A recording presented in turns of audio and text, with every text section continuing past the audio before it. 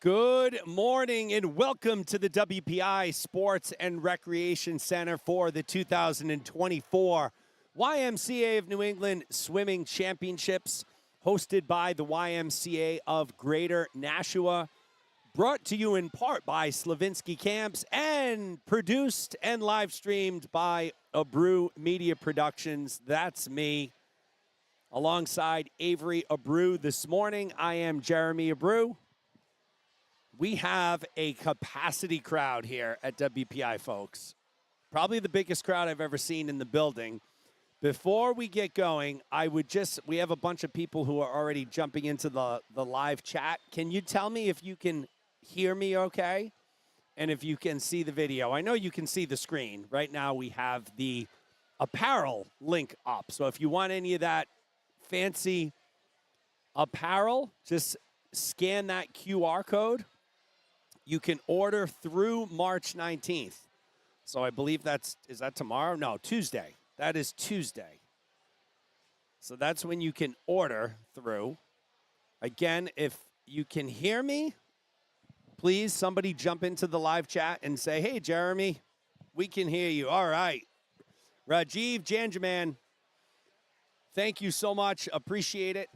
I decided to come on a little bit early because we had almost 100 almost 100 viewers on, which is a lot for before the meet starts. Coaches, parents, and volunteers to the 2024 New England Region YMCA Swimming Championships at the WPI Sports and Recreation Center.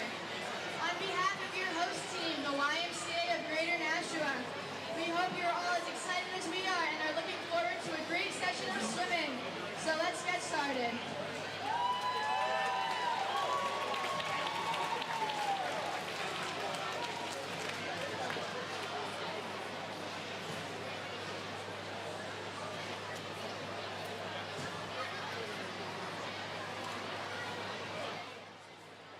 So we're getting ready to get started here. It's going to be a long session.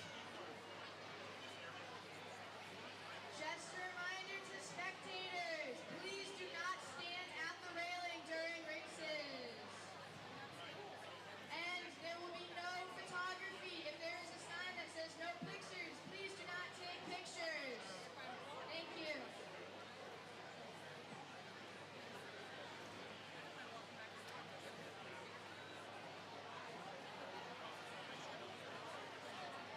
So we already have 92 on the broadcast. If you're just joining us, welcome. We're live at the WPI Sports and Recreation Center for the 2024 YMCA New England Swimming Championships. This is your 10 and under session. This is the biggest crowd I have seen at WPI in quite some time. This is going to be a rather longer session, so just be prepared. The scheduled end time is right around 1 o'clock, 12:30, 12:45, 1 p.m. So the good news is the sessions have been running much faster than their published times. Okay, so that's the good news. The bad news is, with the 10 and under session, it's always a little longer. I ache controlling these kids at this age to a little bit like herding cats. There's a lot of kids down on deck. So it's going to be a great session. It's always fun watching the younger kids who have probably a lot of them just recently began their swimming journey, practice those skills that they've learned and put them into existence in the pool and what they're doing. So that is really nice to see, really cool. It's always one of my favorite sessions. We got already over 115 people. Paula, Engine, Asma. I can see. All right, we're doing the national anthem. Today we will have Fred from the Holyoke YMCA Vikings performing our anthem for us on the trombone.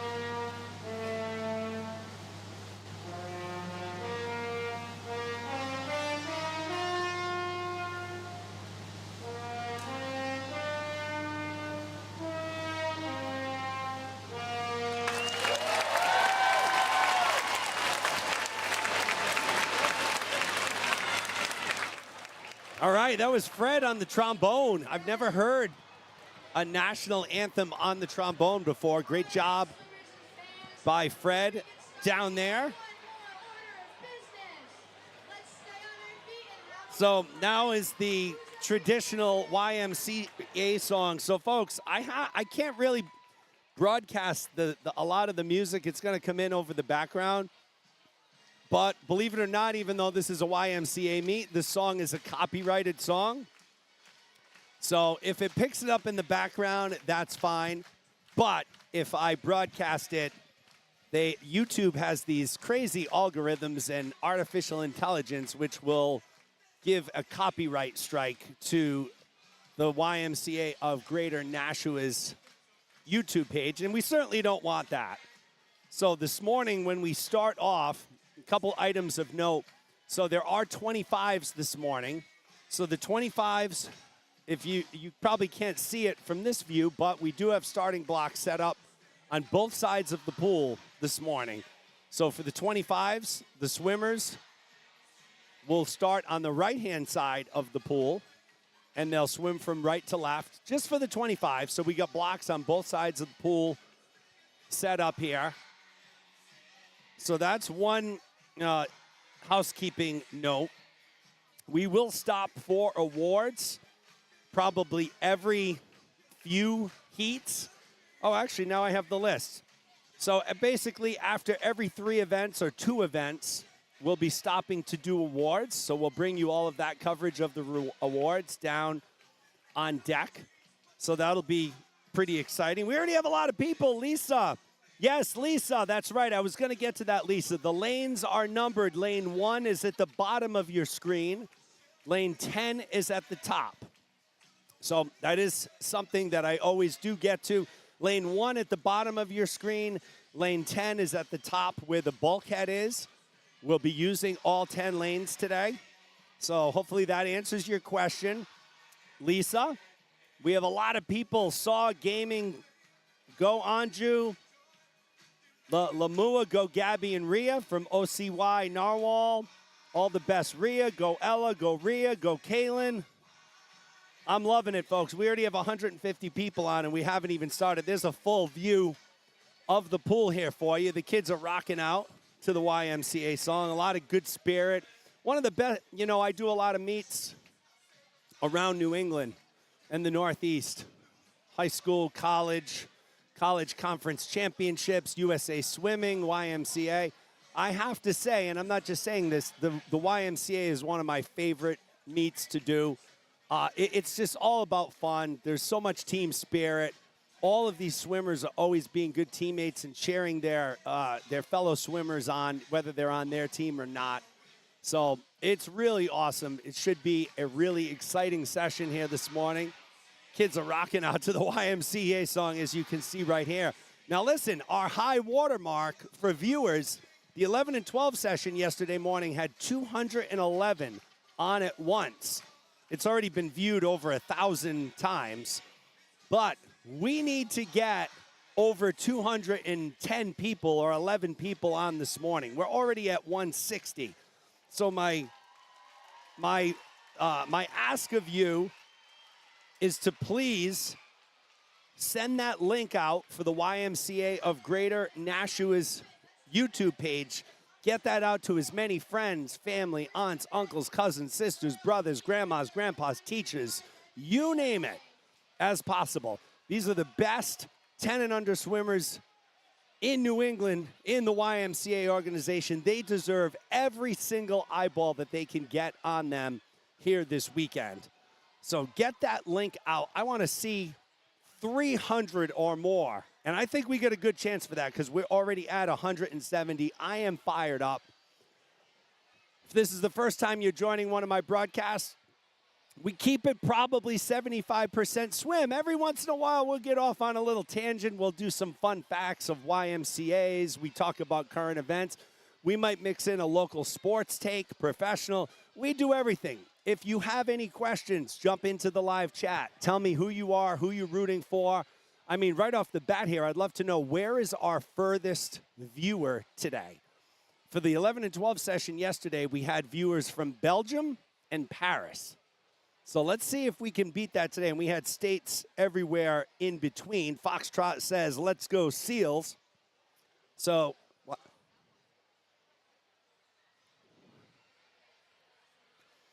Foxtrot says, let's go Seals. We have truly a capacity crowd here at WPI. They are very fired up. We do have on-screen graphics.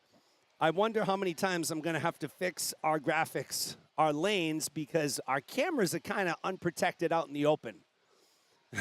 When I say out in the open, they're in the audience area, sort of. They're you know, fastened down and everything, but a lot of times these fans get a little overzealous and they'll be leaning on the camera pole and they'll get thrown out of alignment a little bit.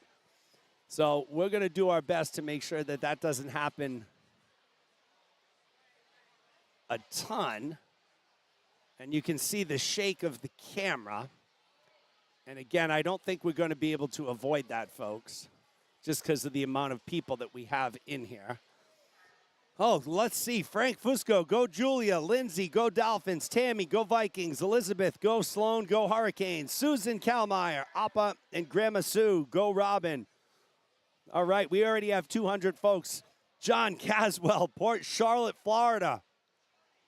John, I met Kevin this morning, had a good conversation with him.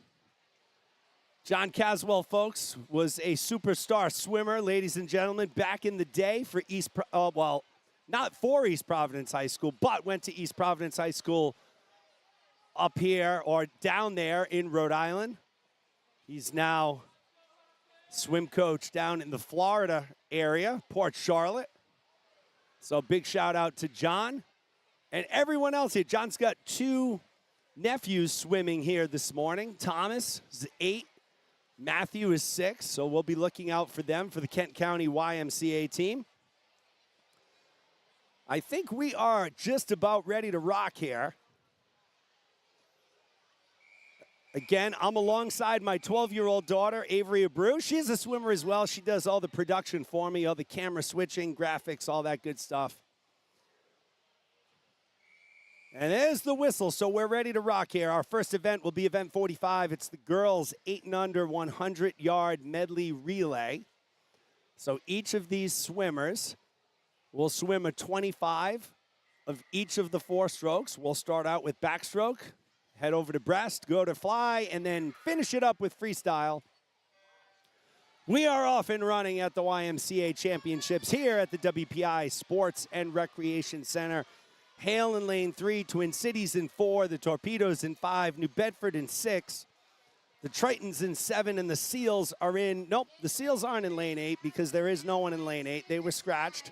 Megan Uling says Valley Shore Marlins, have fun, go fast. Anthony Ronzio, go Anjou. I mean, I'm having trouble keeping up. We already blew away the 211 mark, folks. We're at 218 people. So fantastic, fantastic. Appreciate everyone taking the time. That's the Torpedoes in lane 5. So they're rocking and rolling. Davidson started it off. Lyashenko is in the water right now. And Lyashenko will also be in the water, so maybe we get a twin situation here, a sister situation. Look at that butterfly, great butterfly in lane 5 by the Torpedoes. The anchor for them will be Daniels Tappet. So the Torpedoes well on their way to winning our opening heat.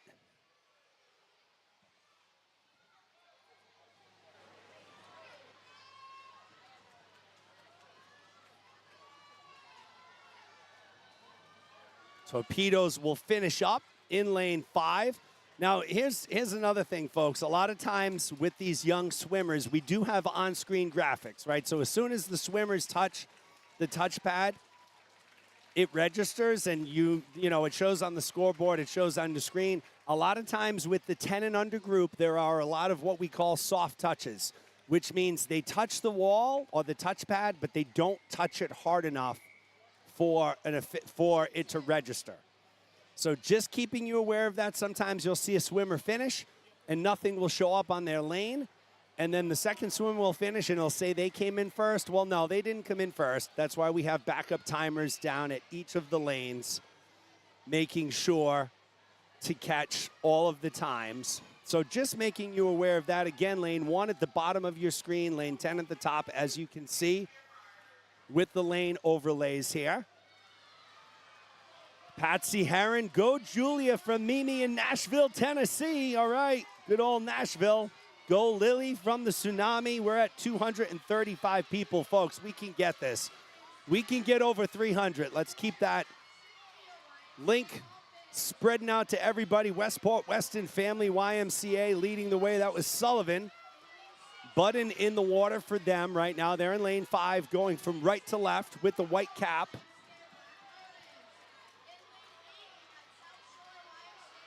Button will hand it over to Hart for the Westport Weston Family YMCA. Good transition there. One of the biggest source of DQs in relays is that the outgoing swimmer leaves early. There was nobody leaving early there for the Westport team. Our butterflyers are now entering the water. For Westport Weston, that is Hart. And Kassam will swim the freestyle leg. Here comes lane 9. Keep an eye on the Storm. They're making a push here. They're in second in lane 9 at the top of your screen. But right now, it's Kassam from the Westport Weston Family YMCA, and they are well on their way to a Heat 2 victory. Let's see what they do for time. There we go, 121.65. So it looked like it was the Stripers who really did take second. Tough to, again, folks, I would ask you to check out Meet Mobile, even though Meet Mobile's results are unofficial right now. But whatever we have on our screens, of course, is unofficial. 46, boys 8 and under, 100-yard medley relay. E1. We're moving into the boys now, the 8 and under medley relay on the boys' side. Adam Sutel, go Fiona. Uncle Adam in Chicago. Andrea Falagera, go Abreu Media. That's right, Andrea. Andrea's son, Rock.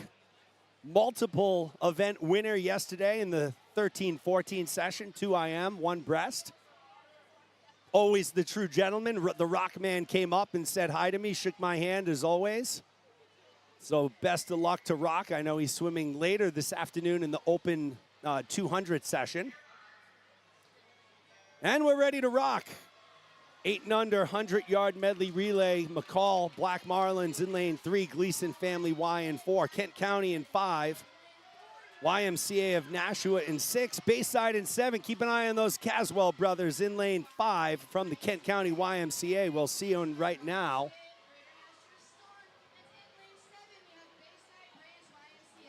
So Kent County leading the way. Our butterflyers are now in the water. Kent County has Caswell in there. He'll hand it over to Prada. Kent County and the Storm, 1 and 2 right now. Prada in the water for Kent County. Kondratinak in the water for the Storm. And look at Prada from Kent County. Nice butterfly on him. And I believe this is the younger Caswell, Matthew Caswell. He's 6 years old. No cap, no problem for him. Look at this freestyle. He is rocking out here in Kent County. Well on their way to a Heat 1 victory here in the boys' 8 and under 100-yard medley relay. And what an anchor swim there by Matthew Caswell. 129.60. That's an unofficial time for them.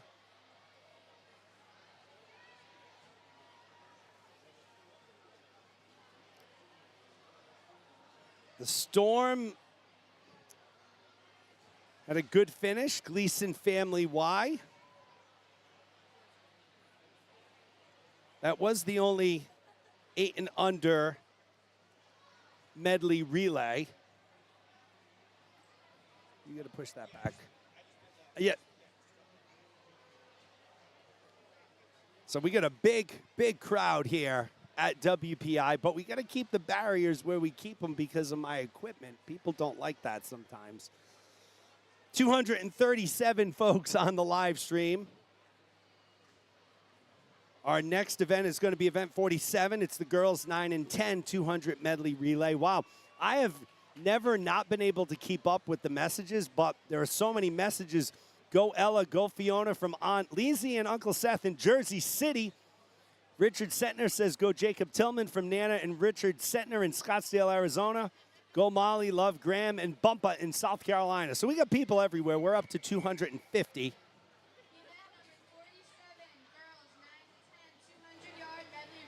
All right, here's event number 47, the girls 9 and 10 200-yard medley relay. So in these 200-yard medley relays, basically the same thing what you saw as the 100, although each swimmer swims a full 50. They will start out in the water with the backstroke. Again, they'll transition over to breaststroke, to butterfly, to freestyle to close it out. We'll have the Wheeler Regional YMCA Tiger Sharks in lane 4, Torpedoes in 5, Kent County in lane 6. Another special thing we're going to have this morning, we're going to have a special guest with us. So we're going to be joined by Hudson Schoen. So Hudson Schoen is a 12-year-old swimmer from the Westerly Pawcatuck YMCA. And Hudson came up to me this morning and said, hey, Mr. Abreu, listen, I got my own website. I do sports commentary and such. I would love to be on the broadcast. Can I do some color commentary for you? I said, look at this young man. He's 12 years old, and he wants to get on the broadcast. So I made sure it was okay with the Y folks, and they absolutely loved the idea. So we're going to have Hudson Schoen on the broadcast. Probably sometime around 10:30. He'll do some color commentary with us for the last couple hours, and I figured it was a good session for him to do because he's 12. He's only a couple years removed from being 10 years old. He can offer some insight into what it's like being a swimmer at this age. We can talk about stroke technique. We can talk about training. We can talk about everything. So I'm pretty excited to have him on the broadcast. He'll be joining me around 10 or 10:30, so keep an eye out for that. Meanwhile, again, Wheeler in 4, the Torpedoes in 5, Kent County in 6. This is the girls 9 and 10 200-yard medley relay.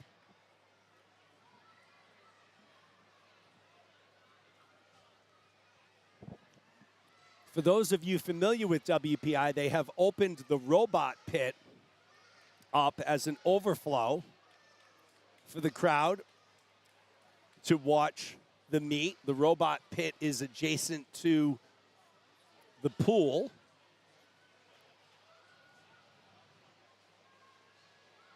Right now, the Torpedoes continue to lead the way. Butterflyers are in the water. That's Servant for the Torpedoes. Alyssa Frias, go Ella from Bia and Uncle Josh. Vinita says go Mahi.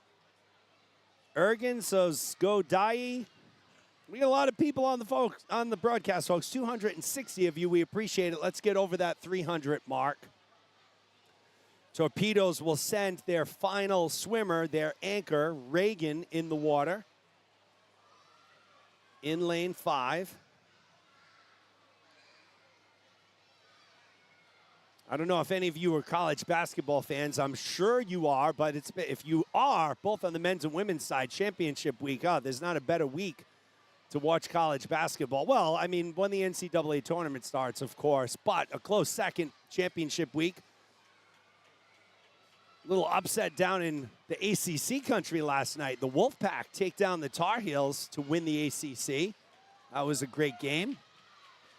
Here comes the Kent County YMCA. They're gaining on the Torpedoes, and I think Kent County may end up winning this relay, and they're going to. So Kent County in come-from-behind fashion, 3:12:42. They'll out-touch the Torpedoes. Nice swim there. That was Christishu, Hockman, Ackerson, and Palmer. So nice job by those young ladies. Spectacular work. There'll be 3 heats of these relays.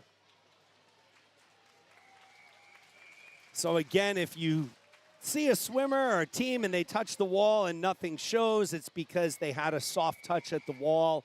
They just didn't touch that touch pad with enough pressure to register. Happens a lot. This is heat 2 of 3. You see your lane assignments on the screen. The Mystic Hammerheads come in with the top time. They're in lane 5. They'll send Meyer, Fulling, Sherman, and Gayer. Paula says, go Kaylin Ann from Grandma in Ohio. Valerie Esposito says, go Tegan Love Grammy. 261 of you out there. Lane 6, the Danvers YMCA Dolphins. That's Davenport in the water. They're leading the way. Again, lane 1 at the bottom of your screen, lane 10 at the top.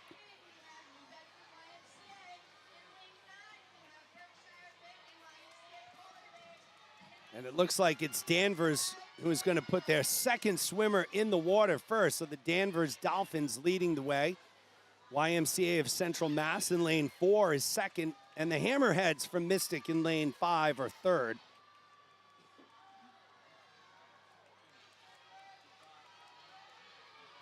So the Danvers Dolphins have, I know I'm going to butcher this name. This is a very long name. Evstethopoulos in the water. So I hope I said that right. If I didn't, my apologies. She will hand it over to Sanborn. Again, Danvers still leading the way. Here comes YMCA of the North Shore in lane 3. That's Dowling in the water for them. Oh, and that was a really early departure there by Danvers. Ooh, they're on their way to winning this heat, but I think that one's going to be a DQ. So when you're talking about relays, the outgoing swimmer cannot leave the block. They have to maintain contact with the block until the incoming swimmer touches the wall. It can be one toe, but it has to be maintaining contact. And right there on that last transition, the incoming swimmer was probably still about a foot away from the wall when they left. So that's likely going to be a DQ there. But right now, lanes 3 and 4, YMCA of the North Shore, YMCA of Central Mass, they're leading the way. These are our anchor swimmers. Gately in lane 3, Kelly in lane 4. Here comes lane 5, and that's the Mystic Hammerheads. That's Geyer in the water. And it looks like Geyer has now taken over the lead. So how about this? The Mystic Hammerheads sitting in third place for most of this relay. All 3 previous legs, they are going to be our heat winner. Pay no attention to that number 1 on your screen.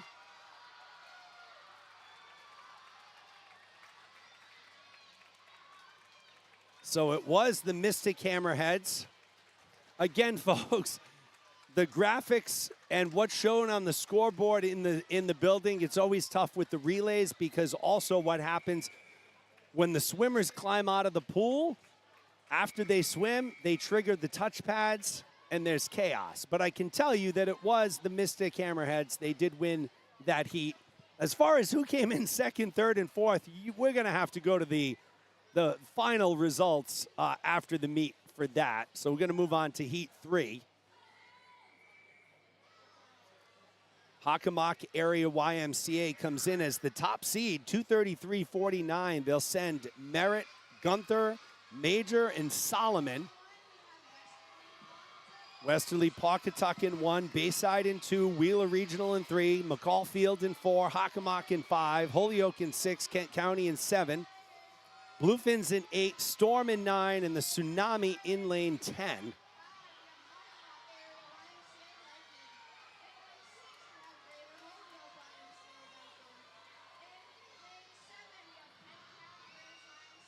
So we got a good battle shaping up in lanes 5 and 6. That's the Hockomock Area Y in 5, the Holyoke Vikings in 6. Holyoke leading the way. Good transition there. All of the breaststrokers are now in the water.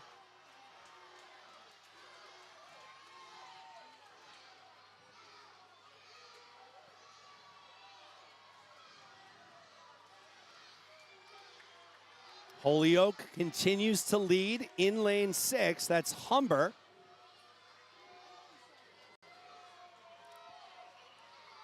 Humber will hand it off to Havlack.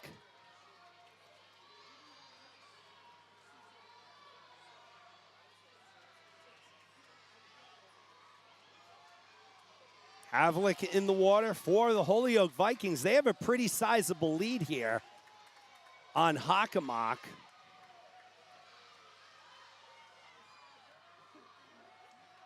And again, just so you know, the leaders are in lanes 5 and 6 right now.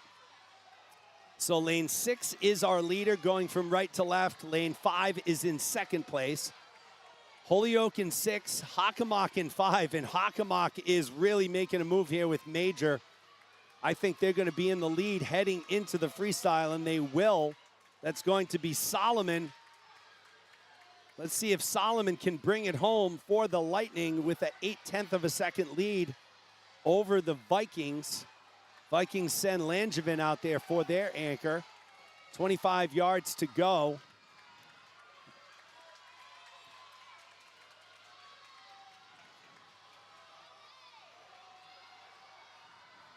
And it will indeed be the Hockomock area YMCA that take our third and final heat. This is our championship heat, 2:31.04. So they drop over 2 seconds. The Vikings take second, and third place goes to the Black Marlins in lane 4. It was not Kent County. But again, there was a soft touch at the wall.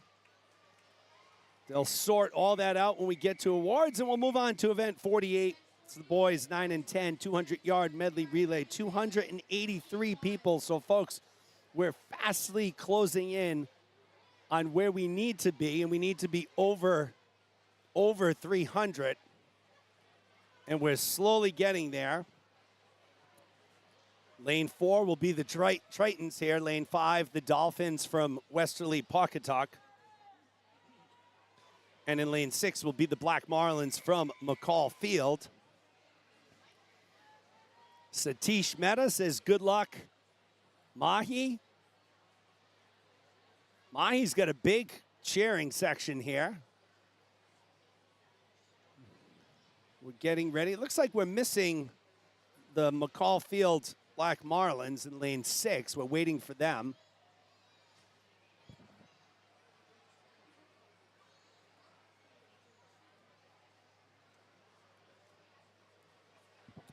They're only going to wait so long, though. I'll tell you that.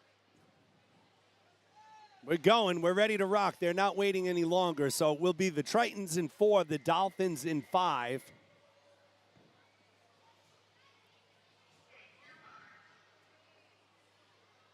And we're off and running. So for the Tritons, it'll be Baragni, Giacapo, Matteo, and Gent. For the Westerly Pawcatuck Dolphins, Monty, Ginther, Ma, and Tuxbury. Mark Davidson says, go, Christopher. Love Grandpa and Grandma. And that's one of the beauties, you know, of the live stream here, is that it really opens up a much bigger audience. Folks out of state can't make it to the meet for one reason or another, as we're at 284 people on the live stream right now. The Dolphins continue to lead the way. Again, if you're just joining us, we're live at the WPI Sports and Rec Center. It's the 2024 YMCA of New England Swimming Championships, hosted by the YMCA of Greater Nashua. Sponsored in part by Slavinsky Camps. So if you see that little QR code on the bottom left-hand corner of your screen, and you are potentially interested in a summer camp for one of your kids, scan that QR code. Peter Slavinsky runs Slavinsky Camps up in the Sebago Lake region of Maine. And I'll tell you, I looked at their website this week. They do everything. Swimming, sailing, football, basketball, baseball, crafts, you name it. They do it. A lot of great reviews, so check Peter Slavinsky's camps out at slavinskycamps.com. We do appreciate his partnership. And again, the live stream is brought to you by us. We're a Brew Media Productions. I'm joined alongside my 12-year-old daughter, Avery, who's doing production and graphics for us here this morning. The YMCA of Greater Nashua, I will commend them. They have done a fantastic job with the organization and running of this meet. This isn't a small task, folks. There are over 1,000 swimmers that are swimming here this weekend. WPI has been a fantastic host facility, as it always has. Coach Paul Bennett and his team down there on the control table. Spencer Coffin, Ricky Coffin. So this has been a really, really good meet thus far. We got one more session after this one this afternoon as we watch the Westerly Pawcatuck Dolphins finish it up. That's Tuxbury who will close it out. Ghent in the water for the Tritons.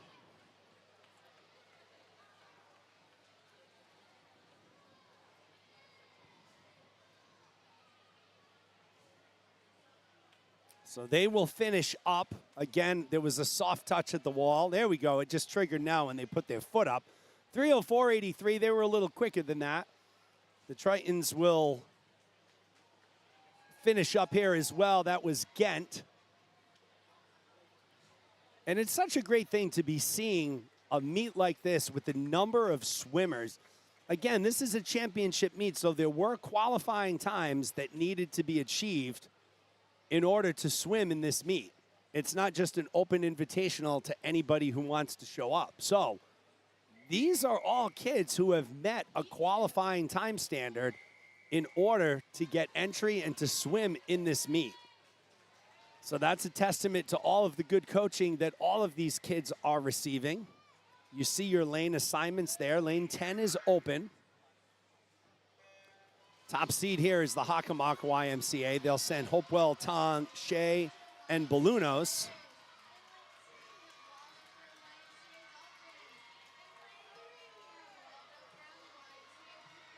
I agree, Andrea. The meet is very well run, and it also helps that we're at a facility like WPI. WPI, for any of their meets, it is their staff that runs the control table. So all of the entries and everything, and that also adds another element of control and smoothness. WPI runs like 50 meets a year at this pool. And I say that without even joking. From club level to high school to college championships to masters, you name it. This pool is pretty much being used almost every weekend of the year. And their staff is just absolutely amazing as far as running a meet, making sure everything sticks to the timelines, because the timelines are very important. It is the Hockomock Area Y. They're leading the way. They were the #1 seed here. Tong will hand it over to Shea.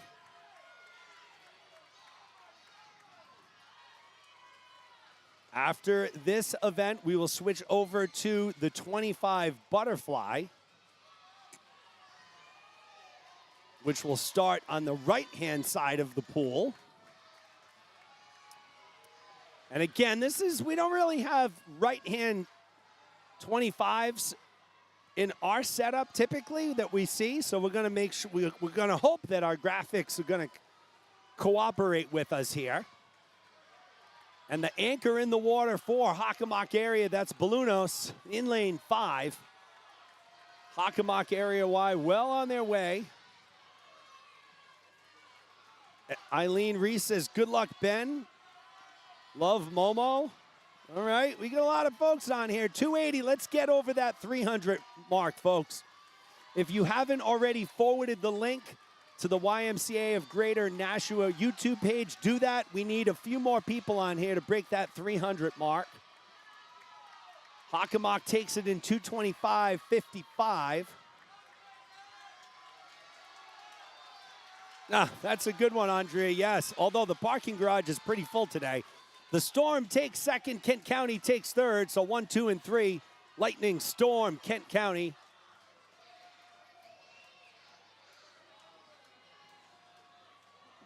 That will take us, once this wraps up,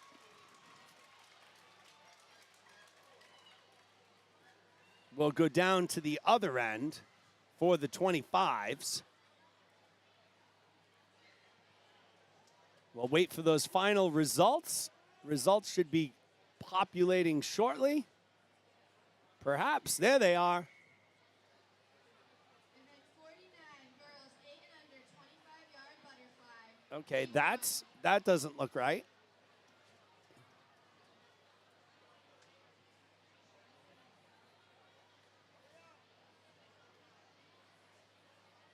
We're trying here, folks.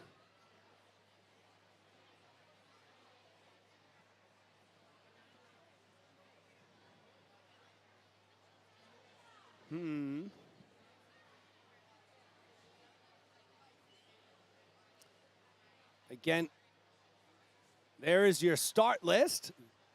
In lane 4, Havlik. In lane 5, Natalia Blonde. In lane 6, it's Giordano.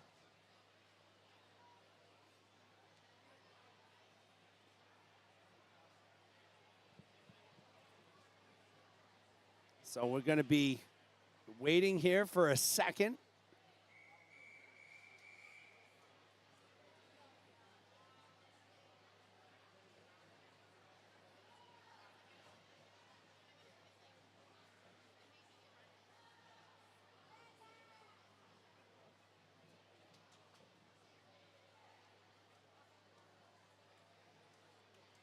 A little bit of a delay here.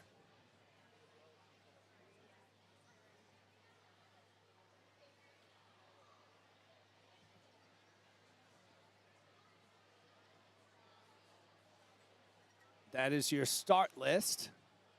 There'll be 7 heats of these 25s. I'm not sure what the delay is, but we're working on it right now. The timers didn't have to go anywhere. They're already on the correct side, the left-hand side. I do see some of the officials walking about, and there we go. There's the whistle.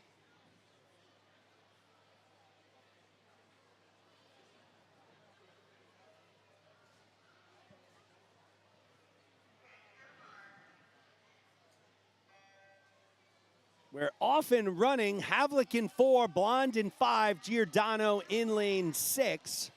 Again, we're going from right to left here. Looks like Havlik is leading the way right now.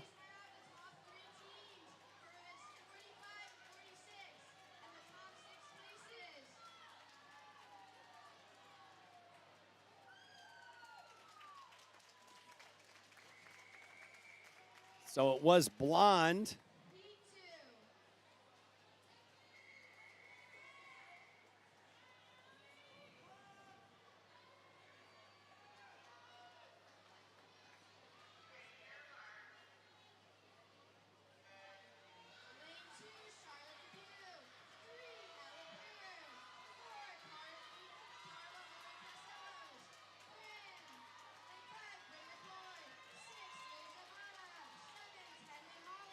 So DeBow in 2, Prier in 3, Maury 4, McCoy in 5, Batia in 6, Holland in 7, Wilczak in 8, Biswas in 9. And it is McCoy.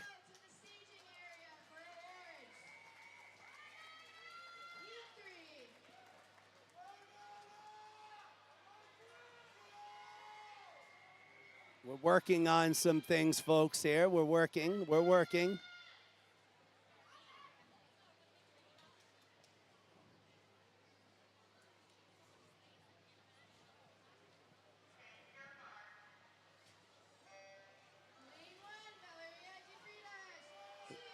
DeFreitas in lane 1, Greeley in 2, Mayer in 3, Snow in 4, Bolu in 5, Nightingale in 6, Brenson in 7, Batista in 8, Chen in 9, and Stella in lane 10.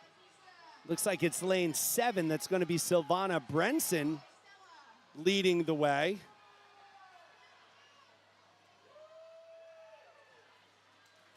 And again, we're trying to get these lane lines configured correctly on the fly.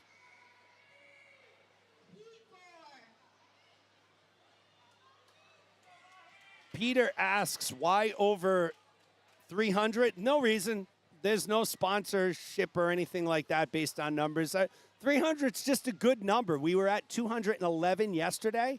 So the 10 and under session is typically the most subscribed session because of the age of the swimmers.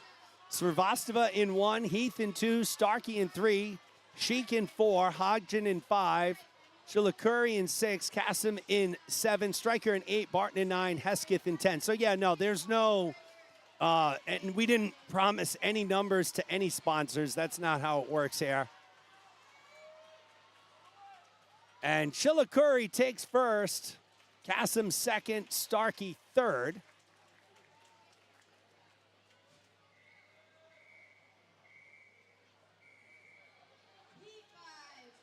We're moving into Heat 5.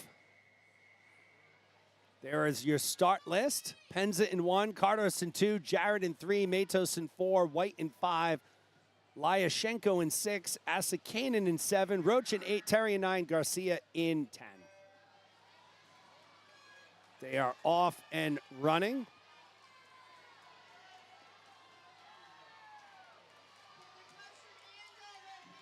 I mean, heck, Peter, I'd like to get to 500. Never mind 300. That would be fantastic. Looks like lane 8, Claire Roach leading the way. 20.95 for Roach.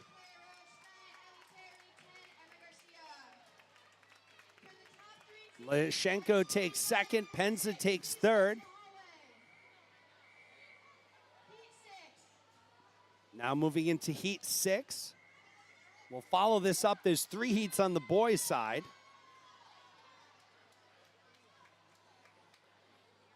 There is your start list. Moore in 1, Nazaka in 2, Lee in 3, Edward in 4, Sullivan in 5, Zhang in 6, Leduc in 7, Leahy, Ledesma in 8, O'Donnell in 9, Bastos in 10. Good race here, lane 3, Lee, lane 9, O'Donnell. I think it's going to be O'Donnell who gets to the wall first, and it is 1963. Nice job by O'Donnell there.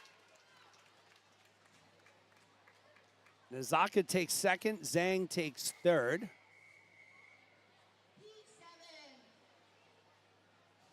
There are your final results as we move into Heat 7. Kochman in 1, Albright in 2, Petrie in 3, Herzog in 4, Lyashenko in 5, Sullivan in 6, it's Blake Taylor in 7, Correo in 8, Falkingham in 9, and Lockwood in 10.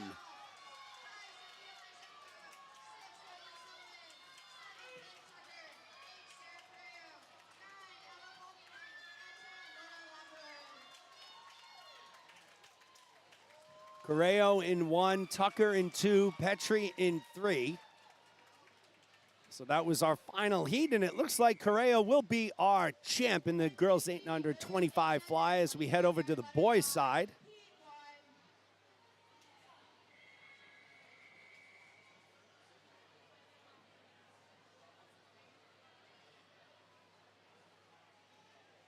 And honestly, as we get closer to that 300, we just keep moving the goalpost. Then we want 350. We're at 288.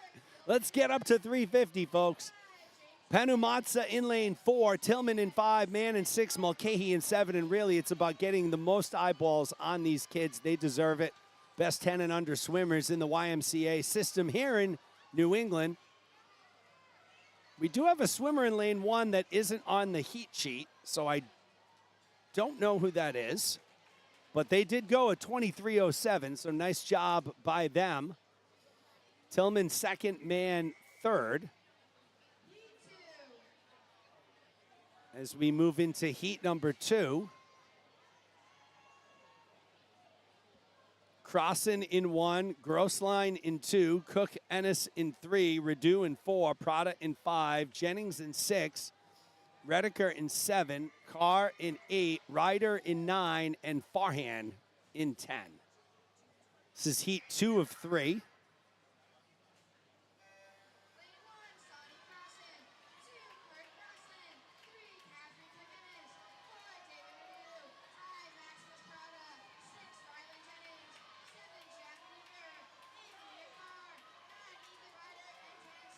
Prada in 4, Jennings in 5. They're in a tight battle here. Who's going to get to that wall first? And oh, that was tough. It looked like it was Radu in 4. Prada was really close there in 5.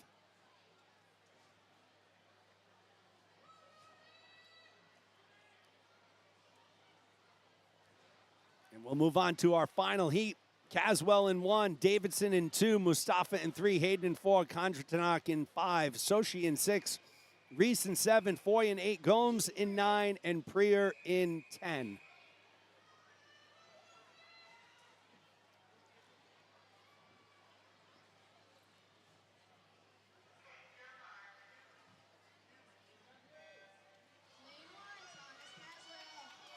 Good start. Looks like lane 2 is open.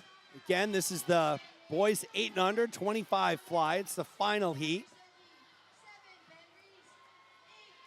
Ruslan Kondratanak poised to be our winner here, and he is. 17:59 from the Storm.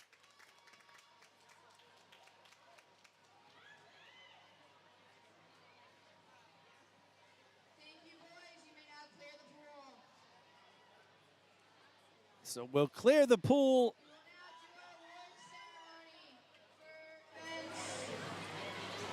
45 through 48. Can you go to camera 1 for a second?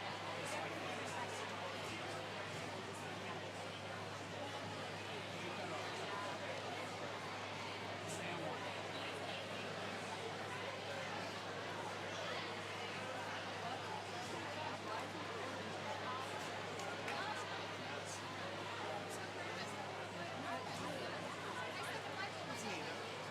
It's just,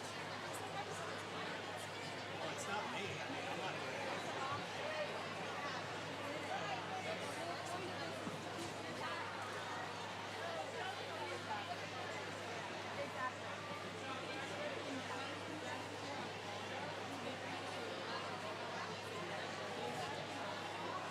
Oh, should I run the 25? I don't want to have to be changing this stuff.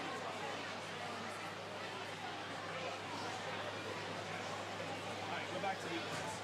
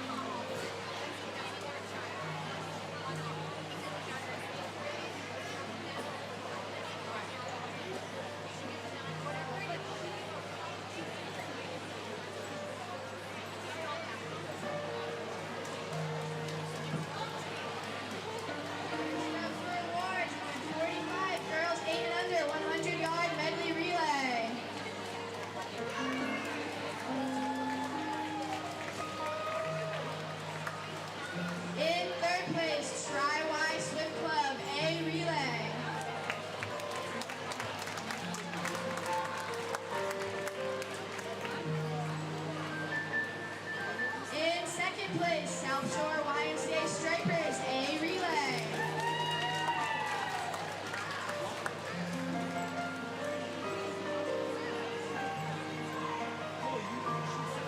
And our winners this year are the Westport Weston Family YMCA A relay with a time of 1:21:65.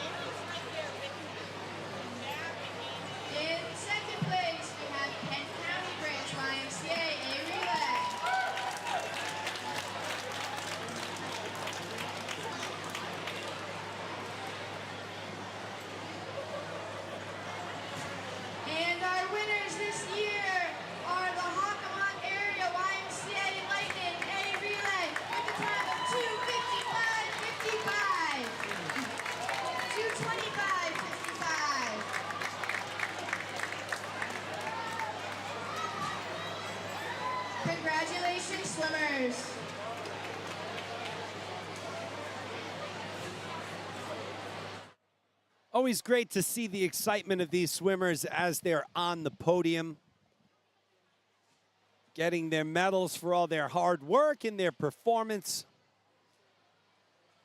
Congratulations to all of the medalists as we finish up our first award session of the morning, and we'll move into event 51. It's the girls 9 and 10 50 butterfly.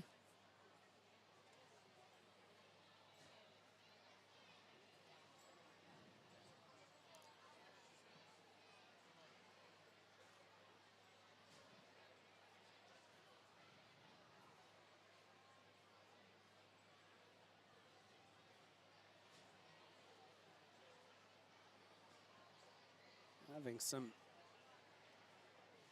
Now we turn our attention back to the competition pool with event number 51. So event number 51 lined up and ready to go. This is the girls 9 and 10 50-yard butterfly. Only 2 heats here. Heber in lane 1, Biswas in 2, Gaynor in 3, Brower in 4, O'Shea in 5, Correo in 6, Duman in 7, Nopi in 8, Michaud in 9, and Lux in 10. Emily O'Shea from the Bluefins comes in with the top time, 40:29.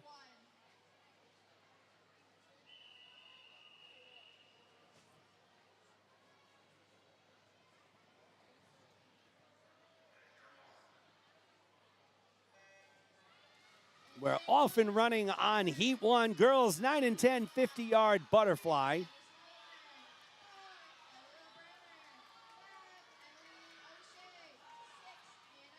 Looks like it's lane 6. Anna Correo from Hockomock leading the way at the 25-yard mark.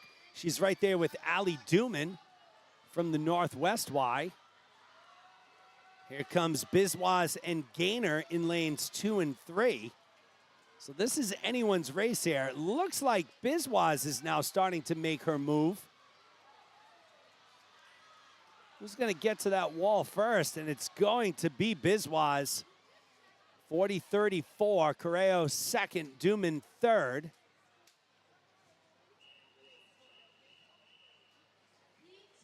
As we move into Heat 2, we'll call it our championship heat.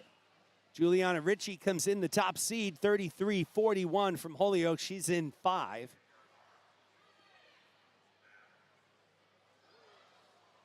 Okay, those kids will not get DQ'd. So once the officials tell the kids to stand, if they do fall in or go in as a result of that, they can get back up on the blocks and they're fine. So they'll do that, reset.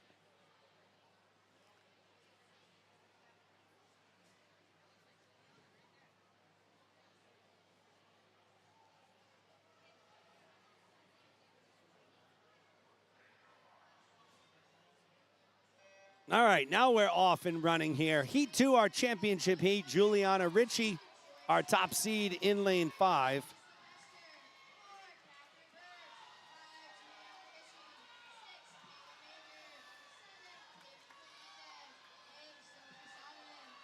Ritchie was first to the wall at the 25-yard mark. She's followed by Kaylin Major from Hockomock. So the Vikings and Hockomock poised to go 1 and 2 here. Look at that beautiful butterfly from Ritchie, and she will be our winner, 32.90. She drops a half a second. Nice job by her. Major takes second, Fernandez third as we move into the boys' 50-yard butterfly.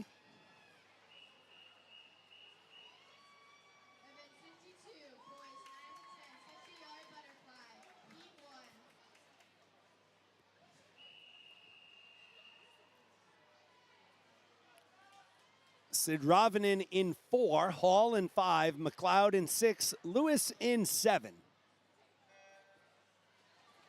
This is heat 1 of 2 of the 50 fly. This is event 52.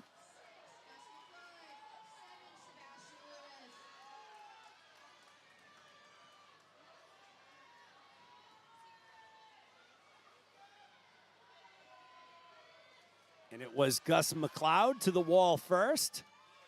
He's in lane 6, came in with a time of 42:03.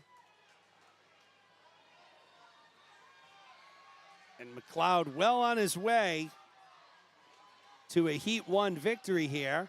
Gus McLeod, let's see if he can drop time on his 42:03, and he does. 40.44.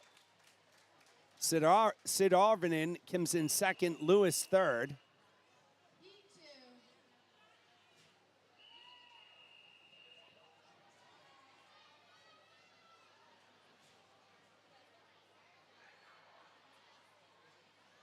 Johnny Crossan in 1, Christopher Davidson in 2, John Matuk in 3, Oscar Rizek in 4, Aaron Tong, our top qualifier, in 5, Teddy McLaughlin in 6, Henry Matulis in 7, Nick Roberts in 8, Camden Shea in 9, and Henry Dow in lane 10.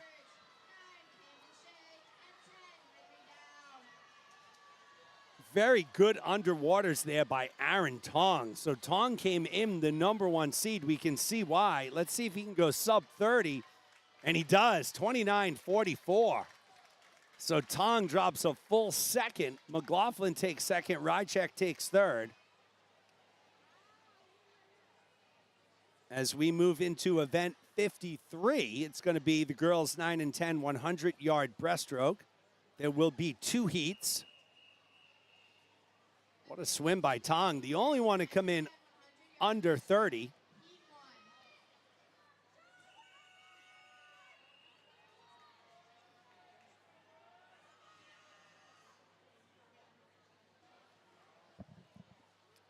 Maya Bennett swimming in lane 2, Caroline Lowry in 3, Grace Morrison in 4. It's Addison Gunther in 5, Quinn Grilly in 6, Nora Toomey in 7, Lily Lutzen in 8, and Charlotte Mulholland in lane number 9. So lanes 1 and 10 are open.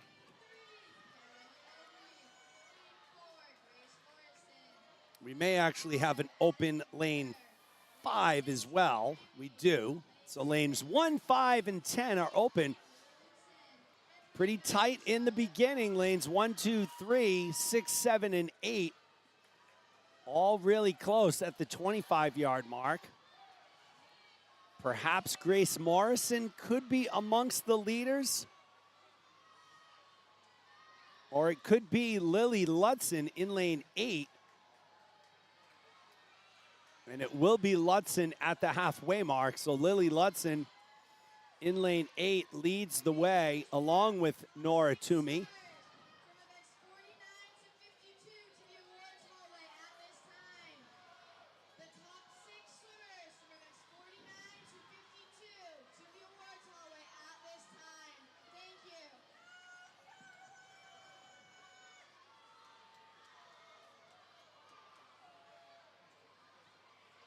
Toomey in 7, Lutzen in 8.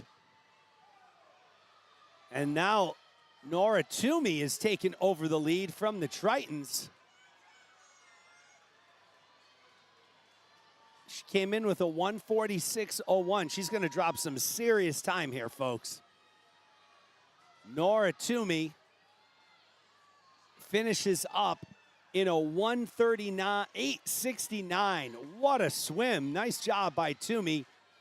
She drops 7+ seconds. Lutzen takes second and Lowry takes third.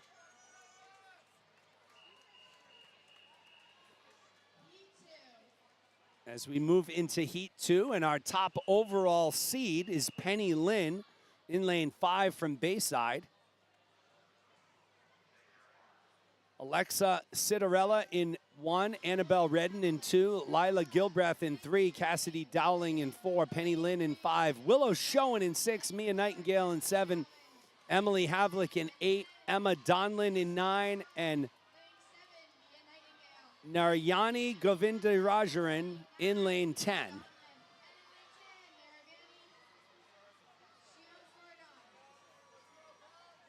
Penny Lynn leading the way from Bayside. Next to her is Willow Schoen from Westerly Pawcatuck. As we mentioned, we're going to have Willow's brother on the broadcast with us, Hudson. He'll be joining us in a little less than an hour's time. Nice turn there by Penny Lynn. She's out in a 42.49. I'm way behind on the comments, folks, on the live stream, but trust me, they're getting read. I see them all. We appreciate it. And we did surpass the 300 mark a little while ago. Then we went back down. As is the case, people switch out of apps. They go back and forth between apps. So the numbers will continue to go up and down. But Penny Lynn going up and down here, leading the way. So she will be your girls 100 breaststroke champion. She came in with a time of 1:33.53. She's going to have a pretty significant drop too.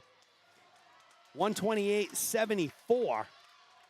So it's almost 5 full seconds. Willow Schoen looks like she's going to take second, and she does, 1:36. And Redden takes third, 1:38.29.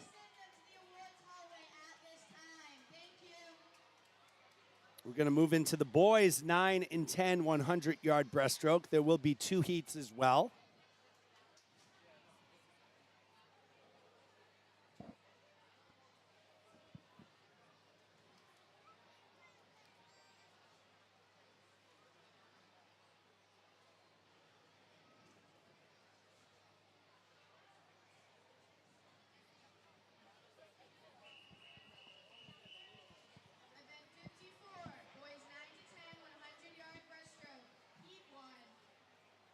Eamon Keene in lane 4, Charles Hall in 5, Luke Osawiki in 6, and Jaden Lee in lane 7. Off and running, heat 1 of 2. Again, if you're just joining us, we're live at the WPI Sports and Recreation Center for the 2024 New England YMCA Swimming Championships, hosted by the YMCA of Greater Nashua, sponsored in part by Slavinsky Camps.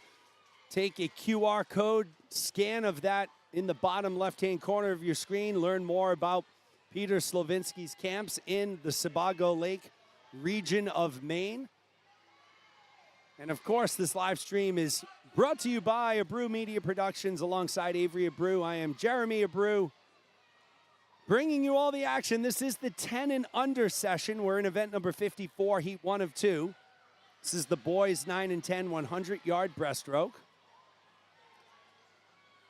Jaden Lee from Kent County Y, he leads the way.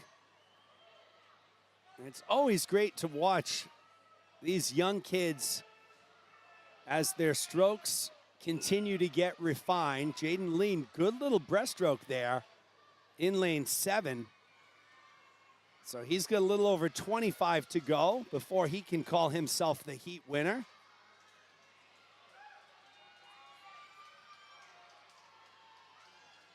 We have a capacity crowd here at WPI.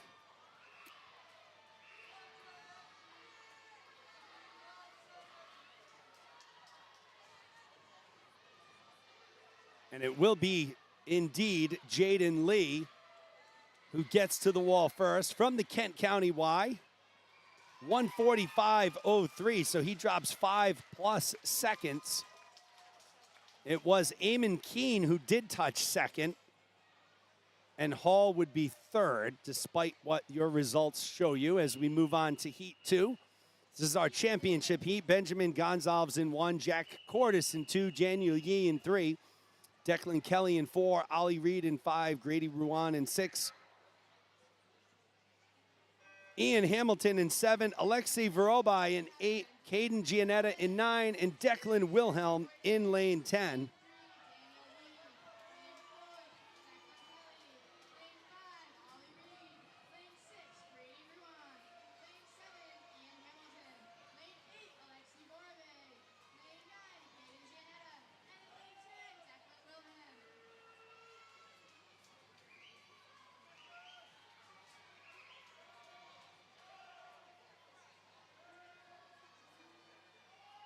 Ollie Reed showing why he is the #1 seed from Farmington Valley. He goes out in a 39.28.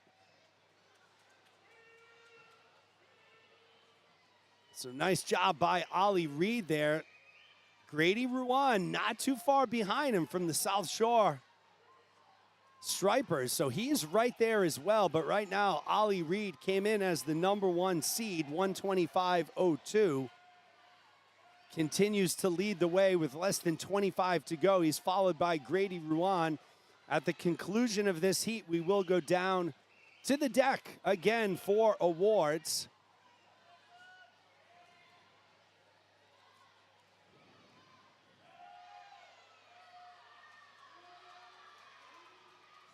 Reed gets it done, 123.66, so he drops a second and a half. Nice job by Ollie there.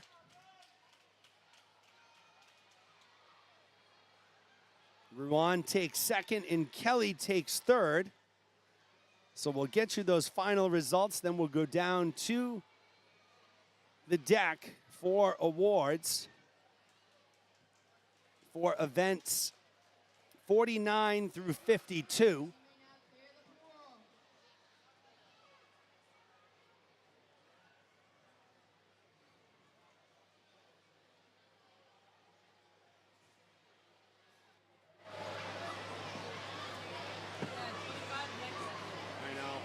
I don't know what I'm going to do. Now we will do our award ceremony for events 49 through 52.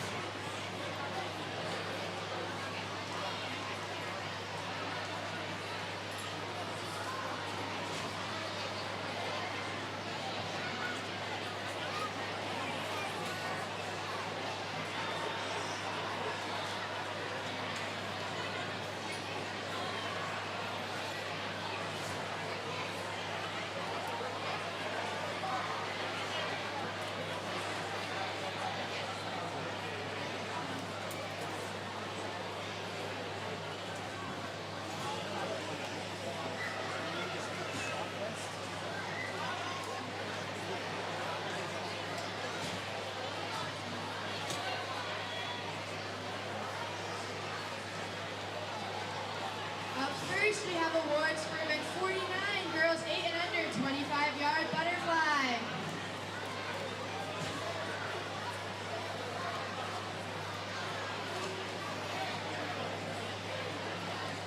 In 6th place, we have Audrey Petrie from the South Shore YMCA Stripers. In 5th place, we have Blake Tucker from the McCall YMCA Black Marlins. In 4th place, we have Sarah Correa from the Hawthorne Area YMCA Lightning. In 3rd place, we have Evelyn Sullivan from the Westport Weston Family YMCA. Our runner-up this year is Julia Mirzak from Kent County Branch YMCA. And our winner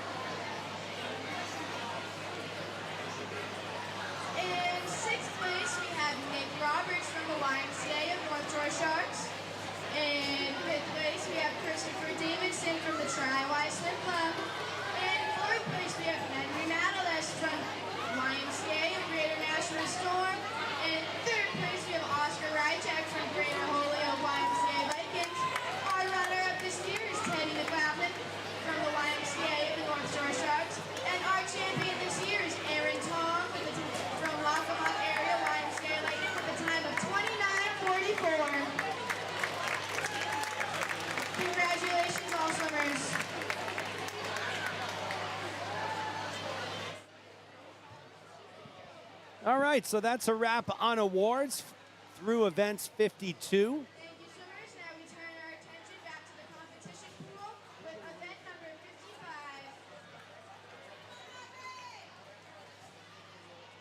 We're going to move into event number 55. It's the girls 8 and under 25-yard backstroke.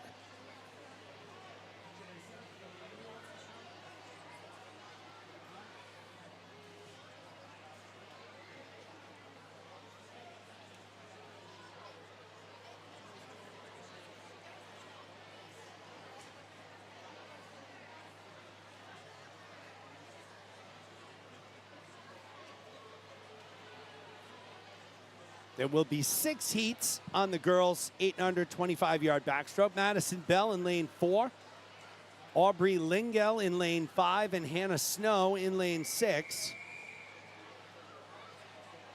Event 55, girls 8 and under 25-yard backstroke, heat 1.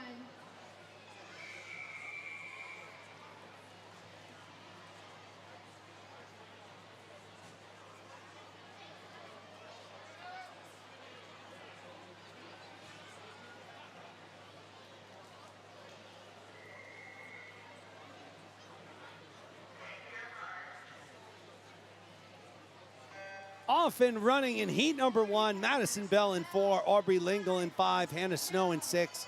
Event 55, girls 8 and under 25-yard backstroke.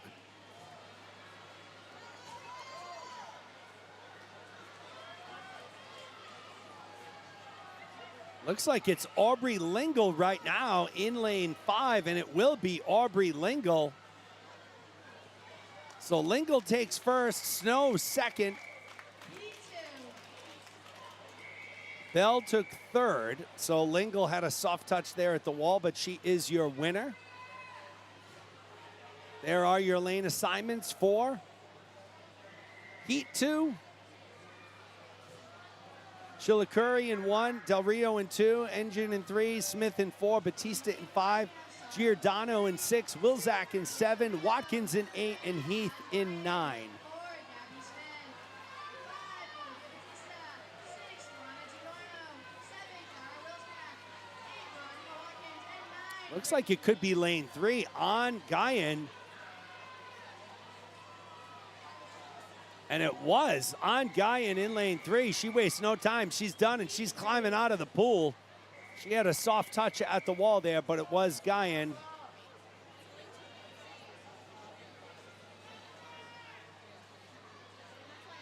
So again, folks, with these 8 and unders, when they touch the wall, it does not always register, so that's why the backup timers are there. So the data that you see on your screen and in the pool area on the scoreboard will not be correct all the time. But like we said, fear not, they have timers down on the screen, on the deck. Sheik in 1, Roach in 2, Danielle in 3, Hesketh in 4, Bolu in 5, Chen in 6, Terry in 7, Bastos in 8, Lubrano in 9, Danielle's Tappet in 10. But right now it looks like it's going to be Cloris Chen from the Stripers. And she'll finish up first, 22-21 for Chen. So Cloris Chen is the winner of Heat 3.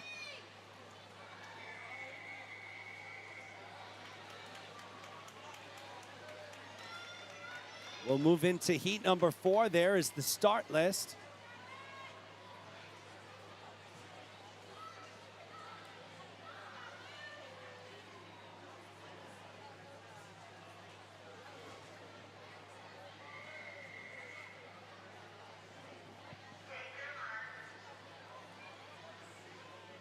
Heber in 1, Srasvatova in 2, White in 3, Moore in 4, Daniels in 5, Simpson in 6, McNamara in 7, Dubois in 8, Cano in 9, and Morin in lane 10. Look at this, all 10 lanes tightly bunched here. Could it be lane 9, Ava Cano? Or will it be lane 5, Annie Daniels? And it's gonna be Daniels in 5. So Daniels got there first from Bayside.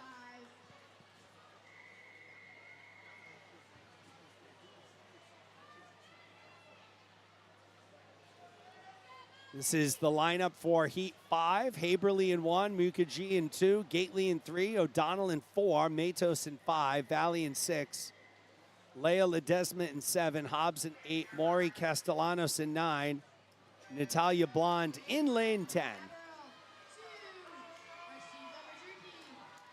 We're up to 311 viewers, folks. Let's try and hit that 350 mark now. This is the high water mark for the weekend. The 15, 18-year-olds this afternoon have their work cut out for them to beat all of you. And it looked like it was Mukherjee in lane 2 from Andover North, Andover Y, 21-23, getting it done in lane 2. And this is our final heat for the girls.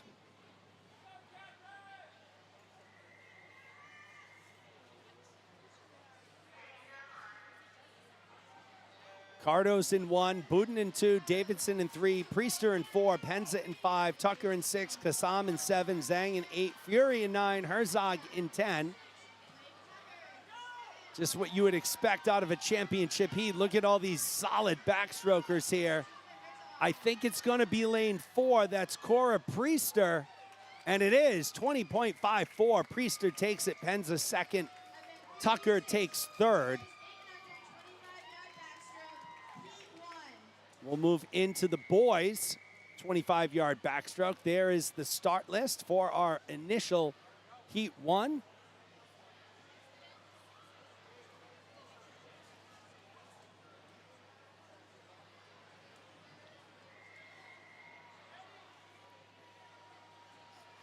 Wow, we made a big jump. We're up to 330 folks. So again, everyone, we appreciate you taking the time to join us here on the broadcast. Blankenhorn in 2, Frias in 3, Lou in 4, Rousseau in 5, Reese in 6, Wren in 7, Simpson in 8, Grosslien in 9. And it's going to be Ben Reese in lane 6, I believe. Oh, that was a close one. So it was either Reese or Lou. Lou had a soft touch there. He may have gotten there first. We'll have to wait for the official times there, but we'll move on to heat number 2. Meanwhile, on the far end, Zverchuk in 1, Stevens in 2, Bernardo in 3, Antonio in 4, Smith in 5, Abrastaria in 6, Murray in 7, Chassan in 8, Carr in 9, Muziak in lane 10.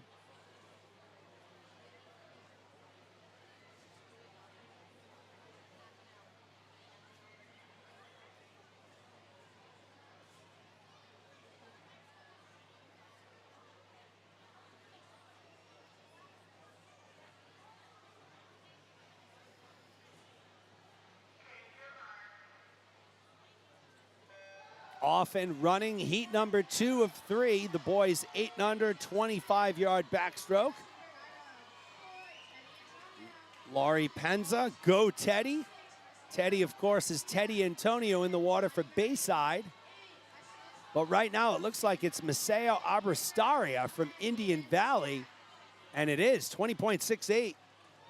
So Abrastaria gets it done in heat 2 of 3 as we move on to our championship heat.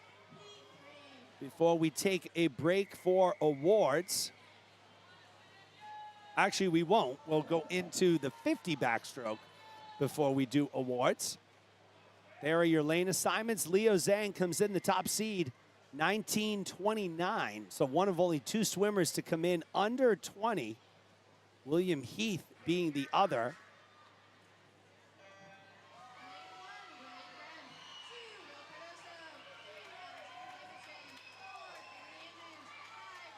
Zhang's going to have his work cut out for him. Finlay Andrews is looking strong, but look at Leo Zhang from Bayside. He starts to pull away at the flags and into the wall. It is Zhang.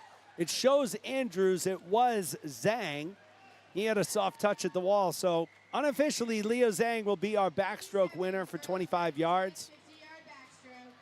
We'll move into the 50-yard backstroke. There are the lane assignments. Solvinsky Camp offers a summer camp program filled with what they call the liberal arts for children: swimming, sailing, volleyball, poetry, dodgeball, Windsurfing, good manners, and defending yourself with Nerf weapons. Visit slovinskycamps.com for more information about 1 week sessions. Again, that's Slovinsky Camps, SLOVENSKI camps.com. You can also scan that QR code in the bottom right left-hand corner of your screen.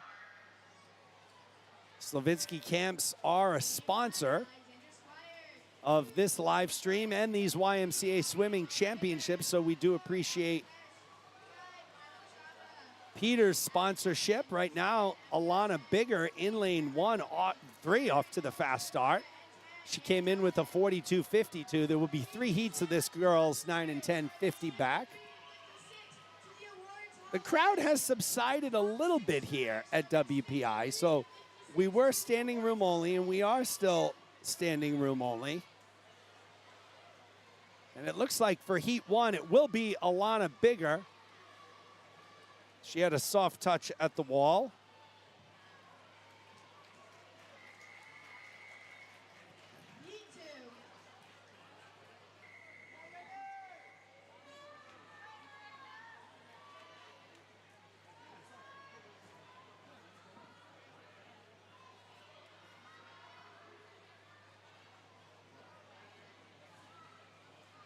There is the lane assignments for Heat 2, Nathalie Wilson. Comes in with the top time, 40.50. She's in lane 5.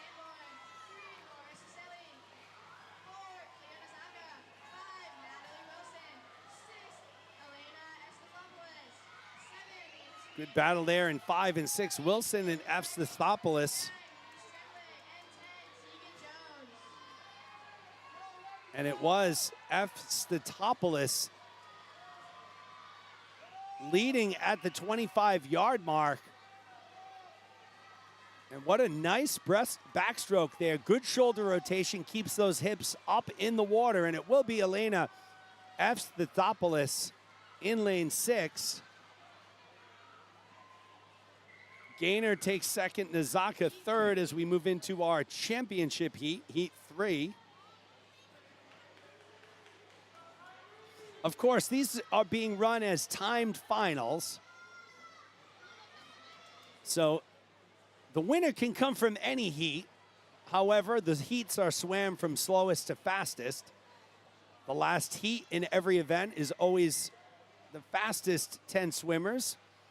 The number 1 seed is always in lane 5, and that right now is Kylie Lewan from the Storm.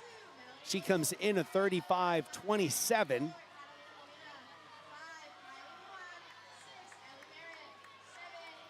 And again, nice powerful backstroke by Lewan. She'll make her turn at the 17-second mark.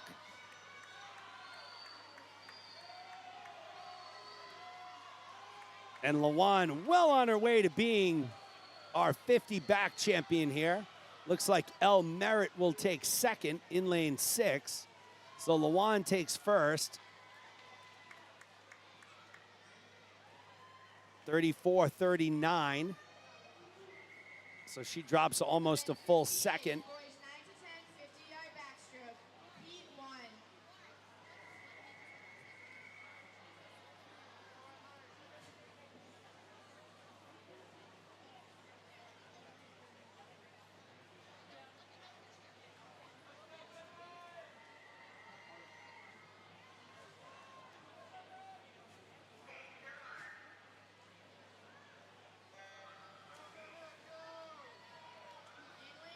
In lane 3, it's James He from Hay. In lane 4, from Hale, Maverick Watkins. In lane 5, we have Bevan Noyes.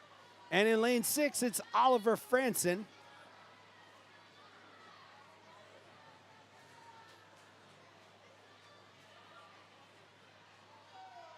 James He in lane 3. He leads the way right now. Just ahead of Maverick Watkins. Nice little battle shaping up with them with about 5 yards to go. Can he hold on in lane 3? And he does, 40.75. Watkins takes second, Franson third. So we move on to heat 2 of 4.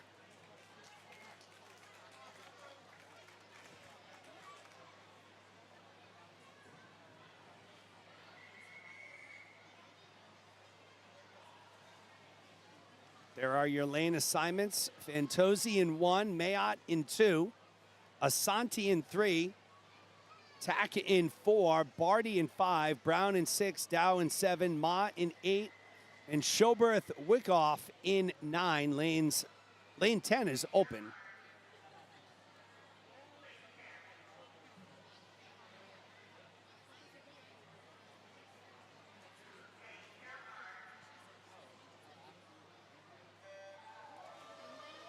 Good start in lane 5 by Caden Barty.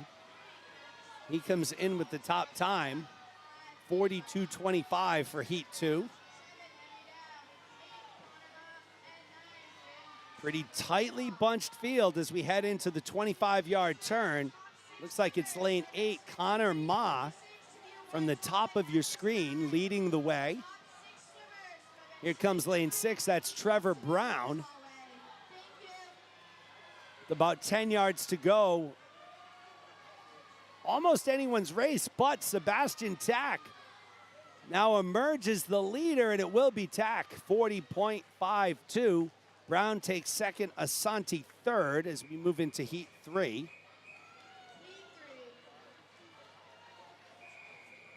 Sullivan in 1, Hall in 2, Brousseau in 3. Marachik in 4, Evans in 5, Hopewell in 6, Simpson in 7, McLeod in 8, Lister in 9, and Piliotis in lane 10.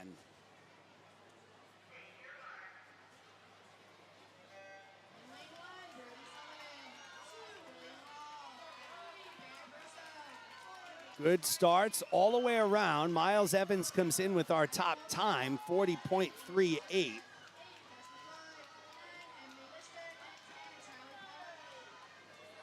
First to the wall, though, is going to be Anderson Simpson in lane 7 with the red cap going from right to left. Here comes Miles Evans in 5, though. Brousseau in 3, Sullivan in 1. Is it going to be Miles Evans or Simpson? And it's going to be Evans. Simpson takes second. Brousseau takes third as we move into heat 4. This is our championship heat. Our number 1 seed, Adrian Ali in lane 5, comes in with a 32.48. So he is 3 full seconds faster than the number 2 seed, William Chan from Indian Valley. We'll see how this shapes out.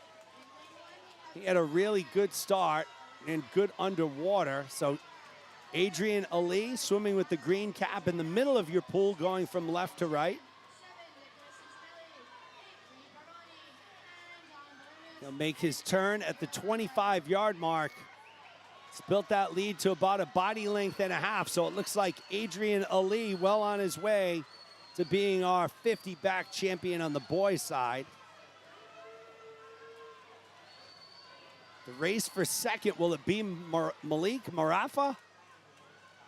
And no, it's Chan. Marafa takes third, so good race there. Ali goes 32.55, close to his entry time. We'll take a look at the final results, and we're going to go down on deck for Kira Wilson,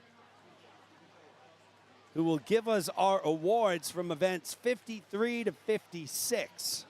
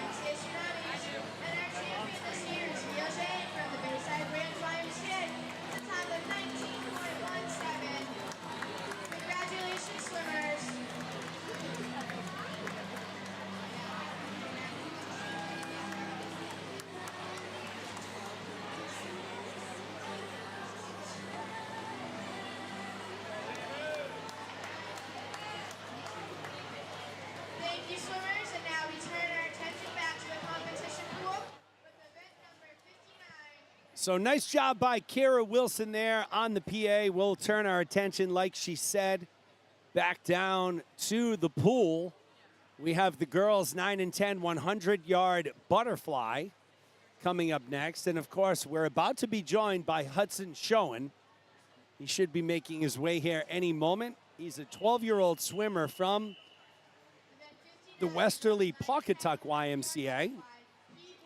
Hudson has, I guess, his own website, and he does all sorts of sports talk. And he came up to me this morning, and he said, hey, Mr. Brew, this is what I do. I would love to do some color commentary on the broadcast today. He's here watching his younger sister compete.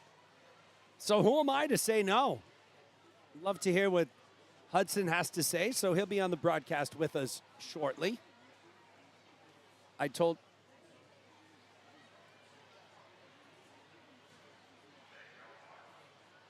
So he will be joining us. Here we go. Scarlett Lux in lane 1, Anderson Gaynor in 2, Andy Sylvester in 3, Kaylee Fernandez in 4, Juliana Ritchie in 5, Briella Humber in 6, Emily Havlick in 7, Grace Morrison in 8, Constance Moniz in 9, and Catherine Birch in lane 10.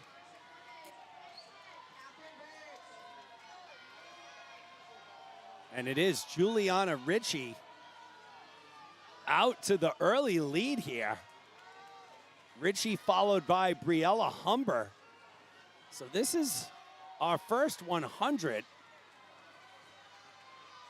Ritchie, Humber, Fernandez, 1, 2, and 3.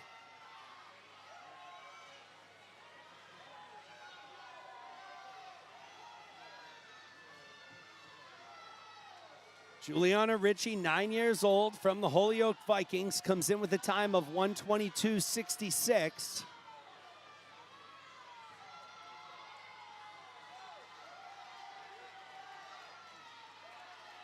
She's led from the start here, and it looks like she is going to be our 100 fly champion. Only one heat for both the girls and the boys side, so Ritchie went out fast. She came in fast, and Ritchie will get it done, 1:19.46. She drops 3+ seconds. Great job by her. Fernandez second, Humber third. As we move into event 60. Again, only one heat here. It's the boys. The boys 100-yard butterfly.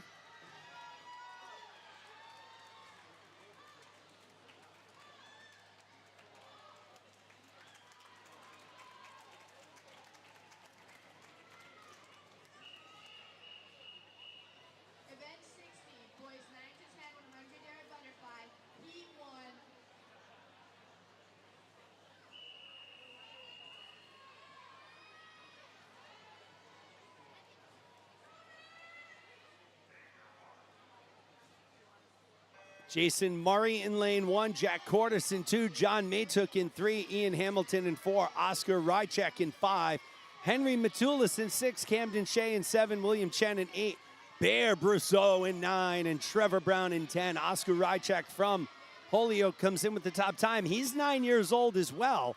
So on the lower end of the age group here, look at Rychek. He came in with a 1:16.33. He's looking strong here.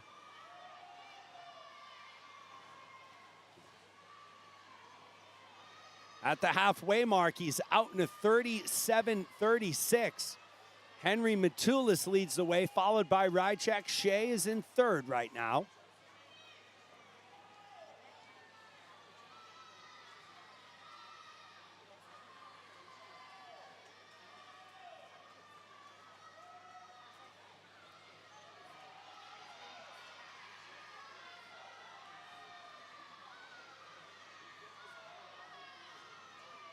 Rychek continues to lead the way with Matulis in second, and it will be Oscar Rychek. He had a soft touch at the wall there. He came in first, Matulis second. So Rychek, our winner. And with that, folks, we're going to move into event 61. It's the girls 8 and under 50 free. So 3 heats on the girls, 3 heats on the boys side. Jack Cordes will finish up here from Holyoke. He's 9 years old. Nice job by Jack. Getting it done. 150.06.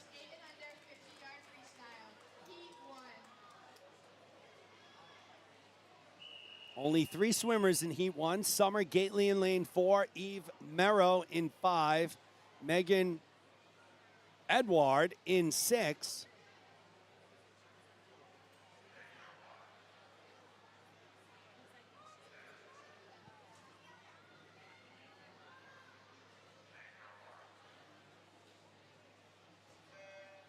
We're off and running Heat 1 of 3, event 61. Girls 8 and under 50 freestyle. Gately in 4, Merrow in 5, Edward in 6.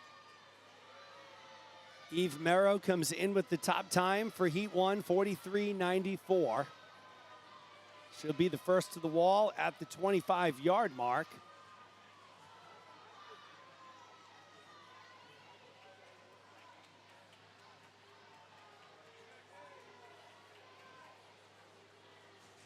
And it will be Merrow who gets it done in heat number 1. She came in 43.94. She's going to have a good drop here. 39.31. So she drops over 4 seconds. Gately takes second. Edward takes third. Nice job there by Eve Merrow from Bayside. We'll move into heat number 2. Cora Priester in 1. Laya Kochman in 2, Annabelle Hart in 3, Peyton Capitani in 4, Evelyn Sullivan in 5, Julia Herzog in 6, Ashlyn Starkey in 7, Emma Garcia in 8, and Molly White in lane 9. Evelyn Sullivan at the halfway mark leading the way.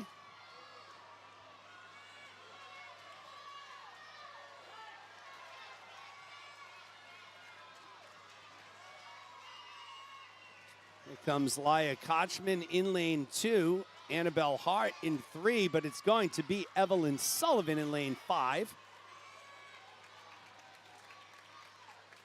She was around a 39 or 40, so Evelyn Sullivan is your winner. As we move on to our championship heat. Morgan Edward in 1. Anastasia Gerasimova in 2, Hutton Patterson in 3, Audrey Petrie in 4, Nora Lockwood in 5, Sydney Asakinen in 6, Grace Valley in 7, Alexa Lee in 8, Kara McNamara in 9, and Annie Daniels rounds out the field in lane 10.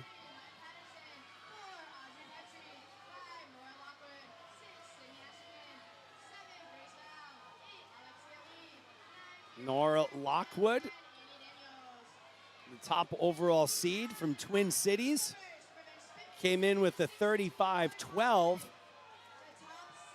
Look at that freestyle on her, so great technique. See if she breathes going into that wall. She does, but she is the winner, 35.55. She drops almost 3 full seconds.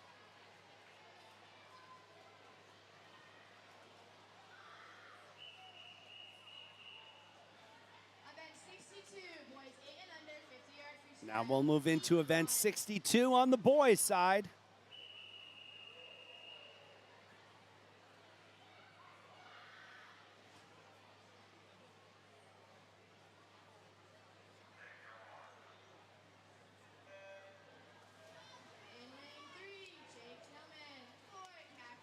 Tillman in 3, Cook Ennis in 4, Nelson in 5, Proctor in 6, Blankenhorn in 7, Vorotnikov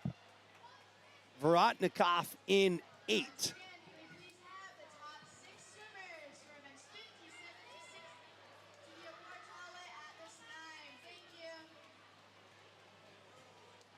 Good battle shaping up here between Cook, Ennis, and Nelson.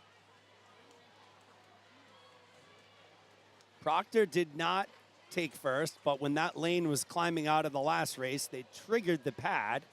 And it was Cook Ennis taking first, Nelson taking second, and how about that, Proctor taking third? So Cook Ennis takes heat 1.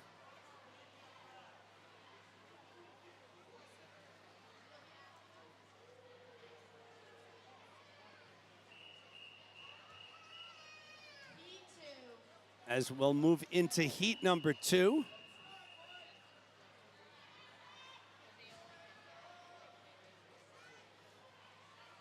There are your lane assignments. Yunus Mustafa comes in with the top time, 42:35. And folks, if you're enjoying the broadcast, do me a favor, hit that like button or that thumbs up button. That would be nice to see for the folks at the Nashua, Greater Nashua Y, to make sure that people are enjoying the broadcast when they look back at that. So if you could hit that like button or that thumbs up button, wherever it is on your screen, I would appreciate it. Sincerely, as we watch heat 2 of 3 of the boys 8 and under 50 freestyle here. And Yunus Mustafa running away with it in lane 5. So look at this freestyle. He's breathing about every 3 strokes, solid kick, and Mustafa will be our heat winner. He had a soft touch at the wall, but he did win. So he is our heat 2 winner as we move into heat 3. We'll go down to Kara Wilson for awards after this for events 57 through 60. This is our championship heat. Leo Zhang comes in as the top seed here. 38-15. Good battle here. Zachary Sochi in lane 4. Leo Zhang in 5. It was Zhang with the turn first at the halfway mark. Let's see if he can hold on here. Zachary Sochi leading the charge of second place swimmers right now, but it will be Leo Zhang from Bayside in lane 5. He will get it done.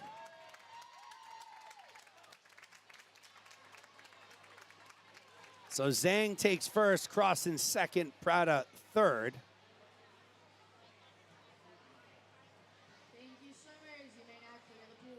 So we're gonna go down for awards to Kara Wilson, and after the break, we'll be joined by Hudson Schoen. Hudman, come on in. Come down and go in the middle.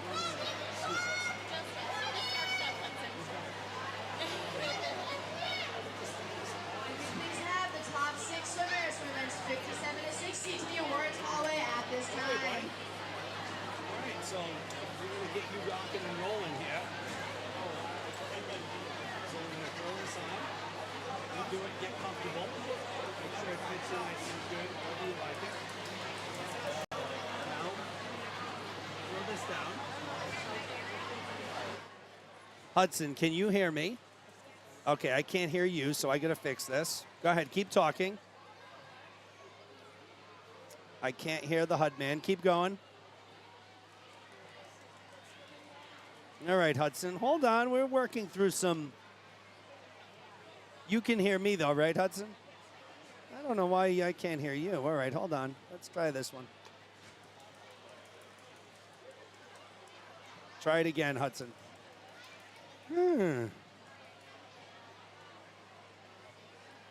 working through some issues here. We're going to get Hudson Schoen on the broadcast as soon as we figure out our audio here. Let me put all these. This is Kira. Hudson, tap on that mic for me.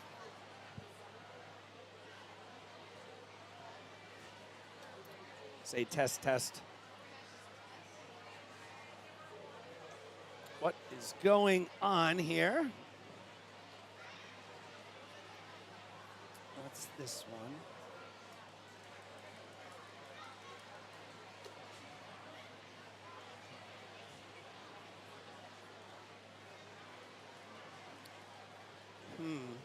Talk again, Hudson. I don't understand what's going on here. We're going to have to. We will now be presenting awards for event 57, the girls 9 to 10 50-yard backstroke. Oh, you can hear fine. Yeah, I can hear. In 6th, Barbara Martinez Miranda from Greater Waterbury Y Barracudas. In 5th place, Laura Borges from Greater Lowell Family YMCA. In 4th place, Gabrielle check, check, In check. third place, Alona Bicker from West Suburban YMCA Blue Wing. Our runner-up this year is Elle Moretz. All right, Hudson, can you hear me? I can hear you. All right, good. We're going to mute right now because we're going through awards, but we'll be back on in 1 second. All right. With a time of 34:39.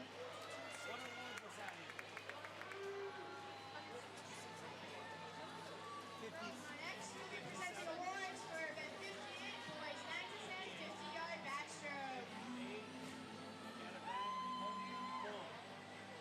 All right, this is awesome. I applaud you coming up to me and saying, hey, In sixth place, we have Reed Barney from the YMN Tritons.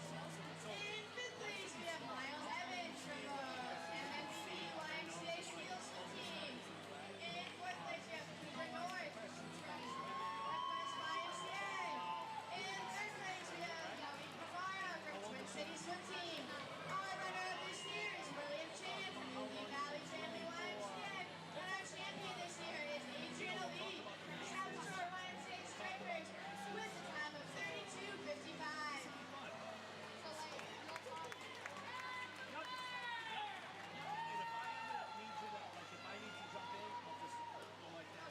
Next up, we'll be presenting awards for event 59, girls 9 to 10, 100-yard butterfly. so when it's red, it's moving.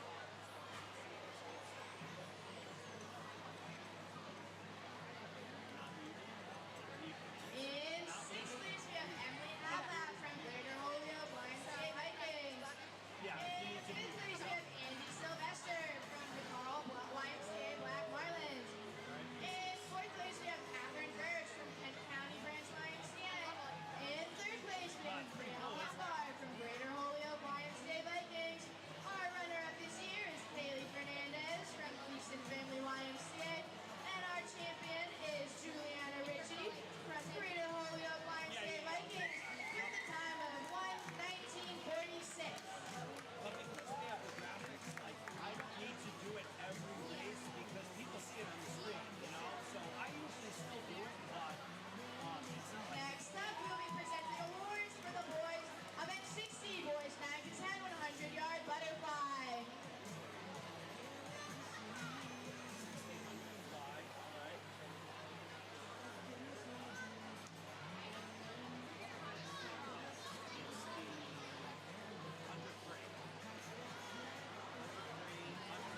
so good. These are events that are a little bit of distance for these kids, so we'll have one time in the car, you know, and then talk about the race and all that. So it's pretty nice. Yeah.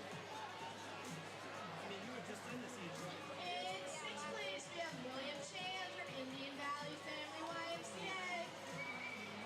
In fifth place, we have Ian Hamilton from Greater Holyoke YMCA Vikings. In fourth place, we have John Matuk from YMCA of the North Shore Sharks. In third place, we have Ethan Shea from Hockomock Area YMCA Vikings. Our runner-up is Henry Mazulis from the YMCA of Granite Storm. And this year's champion is Oscar Rajek from Greater Holyoke YMCA Vikings with a time of 1:18:34. Thank you, swimmers.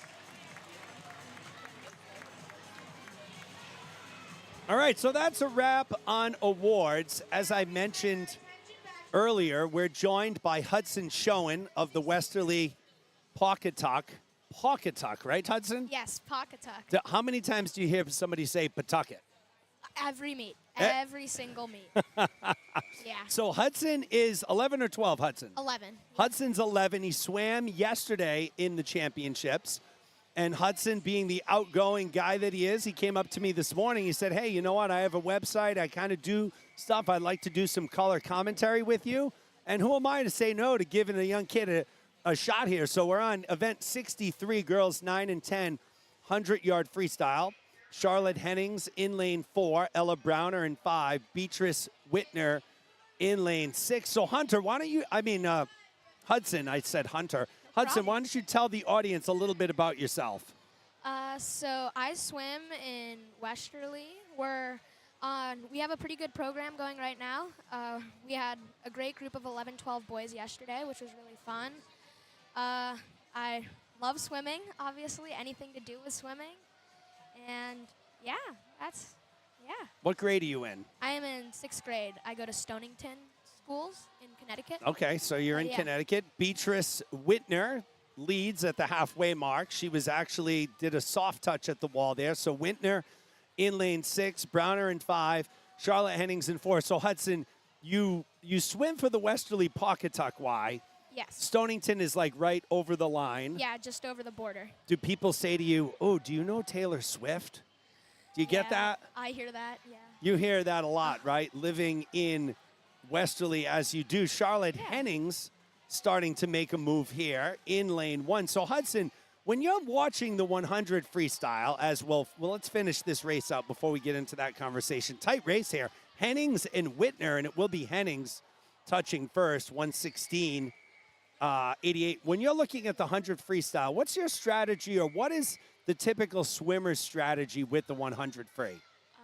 Basically, it's pretty much an all-out sprint. It depends on your age group and your ability. I sprint it, though. I sprint it like a 50.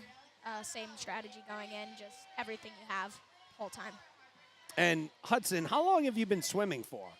I've been swimming since I was 6, actually, and it's really a great lifelong sport that I really enjoy and hope to be doing for a long time. In our second heat here, this is our championship heat. Yes, it is. It looks like El Merritt is leading the way from the Hockomock area Y. Yeah. So what do you notice about her stroke, Hudson, that's enabled her to get out to the lead like this? She's pulling a lot of water right now. Sometimes one of the common problems in younger swimmers is they spin their arms a little too much and don't pull enough water. But right now, she does not have that problem. She is pulling a ton of water, and that is definitely accelerating her through the water. And good flip turn there, right? Yes, it's a very impressive flip turn. A good underwater, too, which just made her jump even further ahead of the field. So El Merritt from the Hockomock area YMCA came in with a 111.94. She is going to be our 100 freestyle champion here. See what she does. She goes a 111.60. So she drops 0.3 of a second. Martinez Miranda takes second. Solomon takes third. Again, if you're just joining us, we are. Oh, was that your sister? Your sister was in lane 7. Yes, she was. All right. So Willow was there. Yeah. I missed had a her. good swim. She had a good swim. I missed her time, but Yeah. we're moving into the boys' 100-yard freestyle here. This is heat 1 of 2. If you're just joining us, we're joined by Hudson Schoen. He's from the Westerly Pawcatuck YMCA. He swam in the 11 and 12 session yesterday. So Hudson, how did you do yesterday? Tell us how you did yesterday in your session. So we actually had 2 relays that were very successful. We set team records in both our medley and free relay. Individually, I did 100 breaststroke. I did okay. I cut time in that, but my 100 free and 200 free, I added a little bit of time, but it's okay.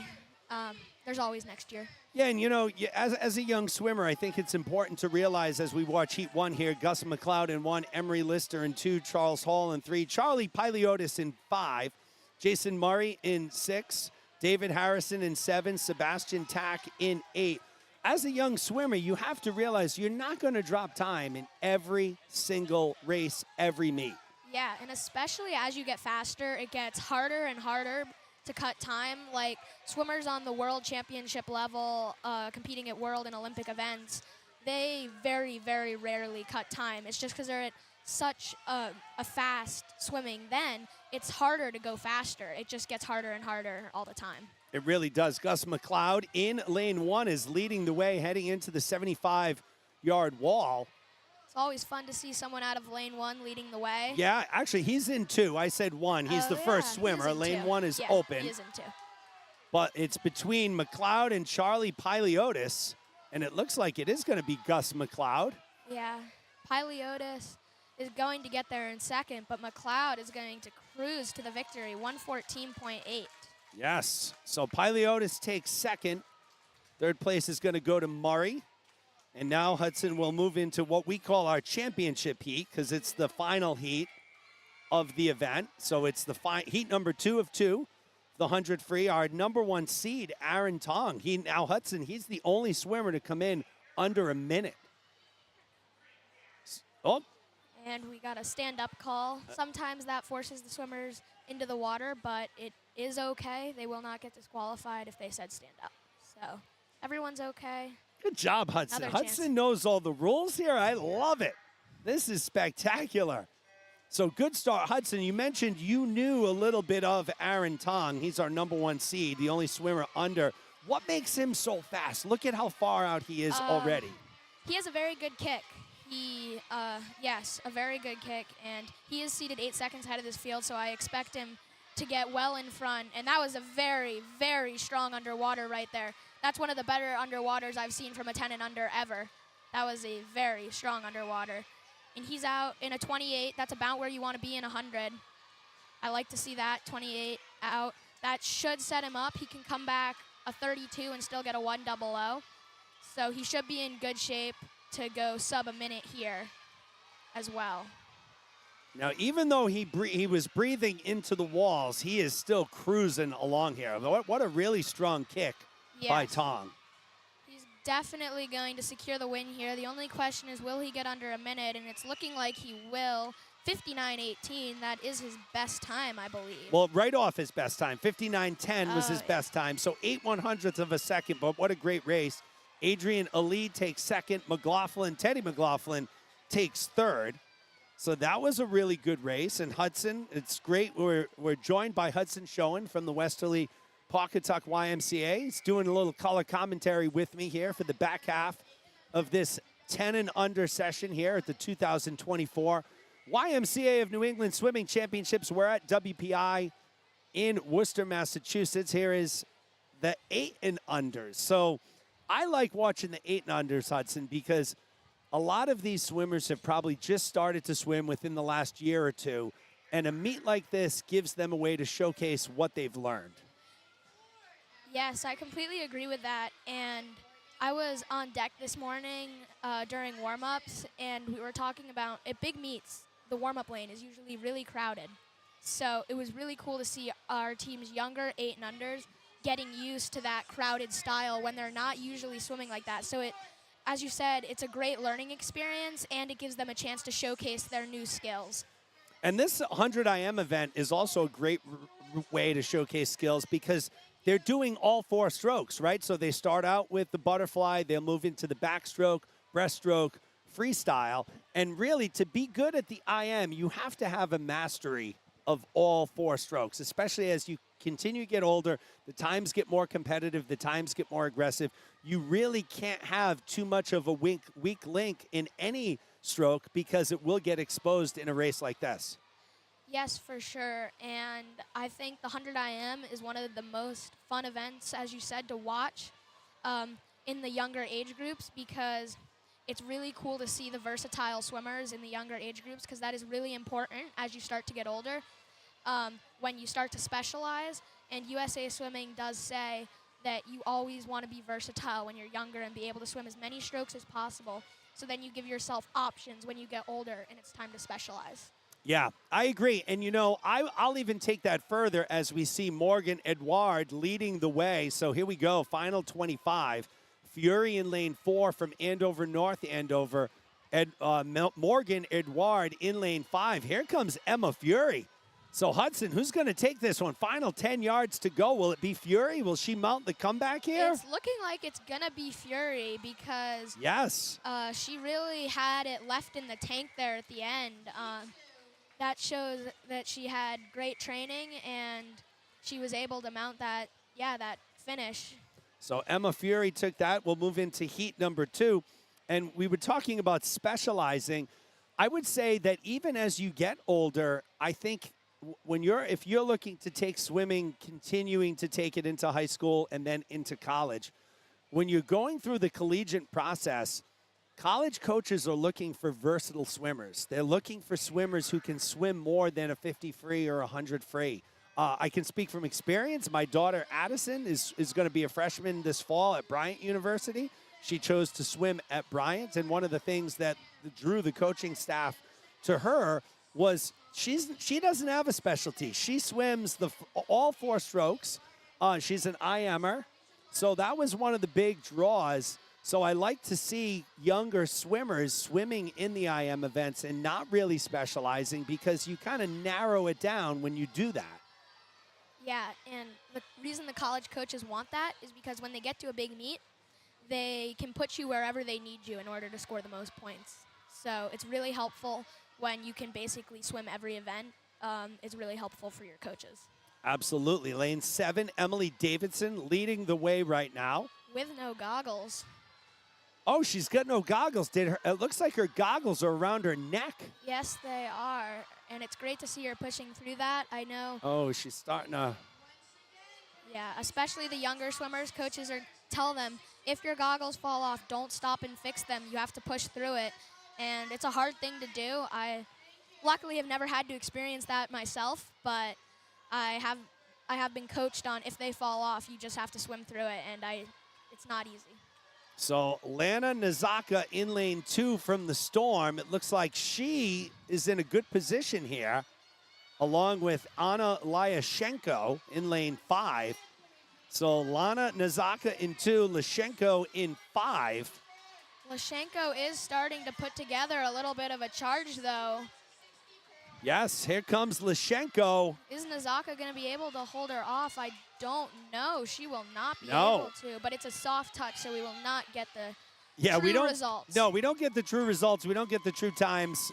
We have a lot of soft touches in that 8 and under group. Yes. And sometimes, Hudson, I feel like saying, just touch the wall, push Yeah. that pad, push Yeah. that pad as we go into heat 3 of 3. So you mentioned that, and this is our championship heat. Let's run through the lanes here. Sloane Sullivan in lane 1, Sarah Correo in 2, Evelyn Sullivan in 3, Grace Valley in 4, Sophia Lyashenko in 5, Blake Tucker in 6, Annabelle Hart in 7, Catherine Zhang in 8, Amelia O'Donnell in 9, Catherine Penza in 10. Sophia Lyashenko is the top seed. She comes in with a 1:30.89, and what a good butterfly to start out the race. Yeah, as you can see, her hips, every time she takes a stroke, just shoot out of the water, and that is great butterfly form, and that's going to be so key when she gets to higher level meets. She's probably going to be a good butterflyer. That body dolphin is absolutely incredible. Yeah, and even when we take a look at that backstroke, good shoulder rotation. She keeps her head straight. She's got those hips fairly high up in the water. You want to see those hips a little higher, but she'll make that open turn into the breaststroke here. Sophia Lyashenko, she is our number 1 seed from the Tri-Y. She leads the way. She's followed by Blake Tucker from the McCall Field Y in lane 6. So how about the breaststroke here, Hudson? What are you looking at for Lyashenko's breaststroke? She's keeping very good cadence, and that's really good to see. Personally, I believe that the breaststroke is actually the hardest length of the IM, and it's key.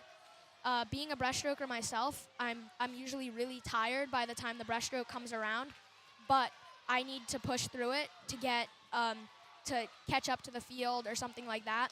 But she was able to keep a great cadence, and that definitely set her up for success coming under the flags here. Yeah, so Sophia Lyashenko will be our 1IM champion. She had a soft touch at the wall. Again, a lot of soft touches. It shows her in second. She did take first. So nice job by Sophia. Again, that's why we talked about earlier on the broadcast. That's why we have backup timers down on deck. So that concludes event 65. We'll move into event 66. It will be the boys 8 and under, 2IM. There will be 2 heats. So when you're a breaststroker, when you say you're a breaststroker, obviously you're only 11. Yeah. Your favorite stroke or the stroke you're the best at, or both? So breaststroke and freestyle, they're my favorite strokes. Yep. And they're probably the strokes I'm the best at. I'm sure there's kind of a carryover in there. But I try to work on my flying backstroke as well because I want to still try to be a versatile swimmer. Eunice Mustafa in lane 4, William Heath in 5, and it's Rylan Jennings in lane 6. And Rylan Jennings is from your branch, the Westerly Pawcatuck YMCA. Yes, he is. So Eunice Mustafa, he's cruising along in the backstroke there. Yeah, he had a great fly leg, and he's in the yellow cap. Here comes Heath, though. Yeah, watch Heath coming out of lane 5, who's putting together a great backstroke leg. and a long kick for Heath and Mustafa. And we're going to come into the final breaststroke leg, and we're going to see if Mustafa can make a charge. But Heath is holding him off. Yeah, right now it's William Heath from the Storm. He's leading the way. The breaststroke always a little difficult with these 8 and unders, right? Still Yes, it is. getting the coordination. Breaststroke is a very difficult event, as you spoke about earlier. Yeah, and a lot of times you'll hear, like if you watch the Olympics, you'll hear Rowdy Gaines say the IM is won on the breaststroke. And because you can either have a really good breaststroke or a really bad breaststroke, and you have to be able to push through that breaststroke and just get to the freestyle leg. I agree 100%. And look what Heath did. He pushed through that breaststroke leg, and he accelerated through. He will be our Heat 1 winner in the IM. Again, a soft touch at the wall for Heath, but he did a great job. Mustafa takes second, and Jennings will take third as we'll move into Heat 2, and that's our championship heat. And What I really liked about that race is Heath's finish. Probably the last half pool length, he really just put his head down and just drove for that wall. Yeah, and especially at the end of 100 IM, you're probably tired. Yeah. And he just pushed on, and he had a really strong finish. Yeah. So we'll move into Heat 2, our championship heat. Alex McEwen in lane 2, William Scherer in 3, Thomas Caswell in 4, Ruslan Kondratanak in 5, Finley Andrews in 6, David Radu in 7, Maximus Prata in 8, and Ethan Ryder in 9. Again, we're joined by Hudson Schoen, 11 years old, from the Westerly Pawcatuck YMCA. If you have any questions that you'd like to ask Hudson, jump into the live chat, put them in. He had a very good session yesterday in the 11 and 12-year-old session and is very passionate about the sport of swim as we watch Ruslan Kondratanak. Now, he got off to a really good start there, Hudson. Yes, and he's already swam some 25s today, and he was very much cruising.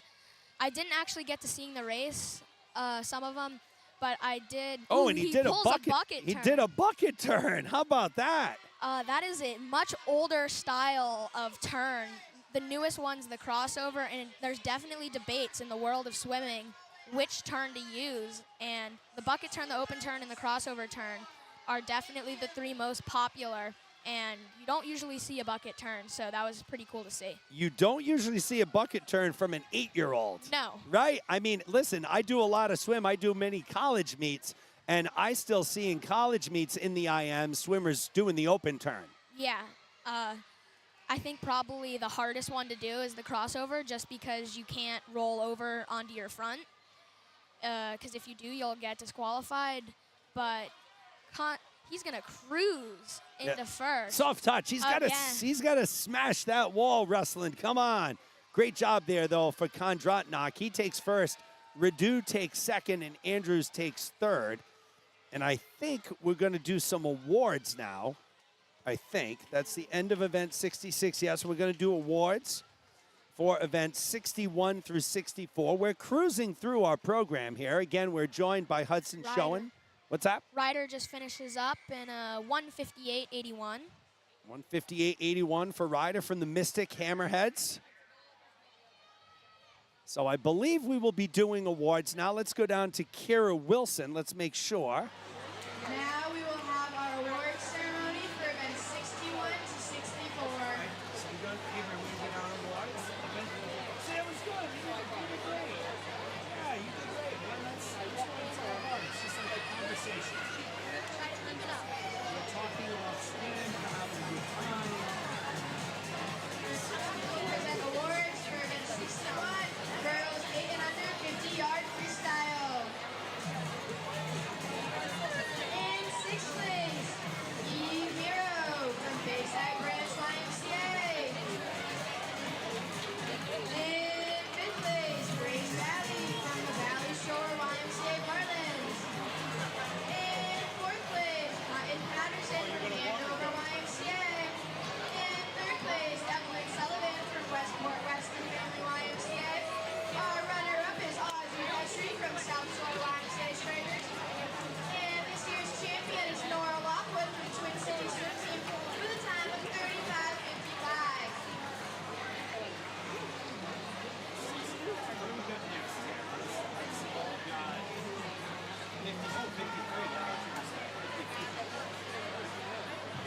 Next, we will present awards for event 62, boys 8 and under 50-yard freestyle. In sixth place, we have Mustafa Yunus from Cranston YMCA Marlins. In fifth place, we have Sebastian Bernardo from Fall River YMCA Lightning. In fourth place, we have Maximus Prada from Kent County Branch YMCA. In third place, we have Sonny Crossan from Northwest YMCA. Our runner-up is Zachary Sochi from Woonsocket YMCA Wheeler. Doje from Bayside Branch YMCA. They get the 56-9 in my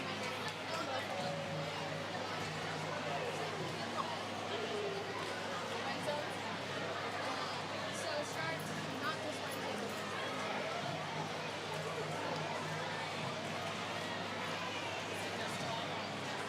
We will be qualified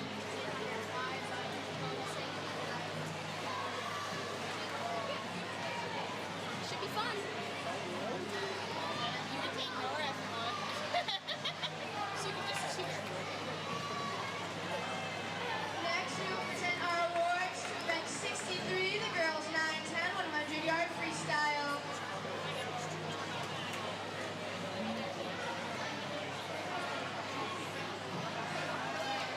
In sixth place, we have Charlotte May from Newport County Wildwood Swimming. And this is the software that ESPN and NBC use. In fifth place, we have Harper Kelly It from might look YMCA different. of Central Massachusetts. I can do all different skins. In fourth place, we have Sophie Solomon from Hockomock Area YMCA.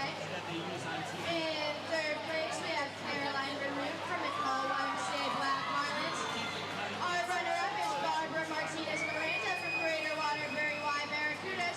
And our champion this year is Elle Merritt from Hockomock Area YMCA Lightning with a time of 1:11:94.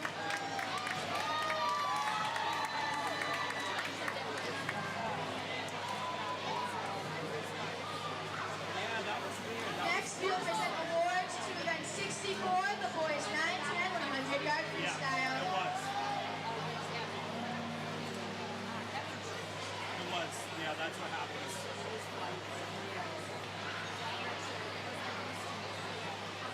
In sixth place, we have Miles Evans from NPP YMCA Seals. In fifth place, we have Anderson Simpson from Canoe City Swim Club. In fourth place, we have Brady Ruan from South Shore YMCA Stripers.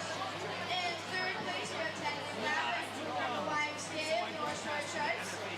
And our runner-up is Adriana Lee from South Shore YMCA Stripers. And this year's champion is Aaron Tong from Hockomock Area YMCA.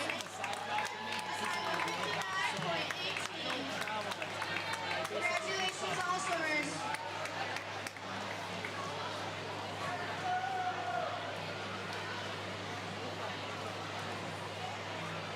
The awards must be nice for you guys. Now, please turn your attention back to the pool for event 67.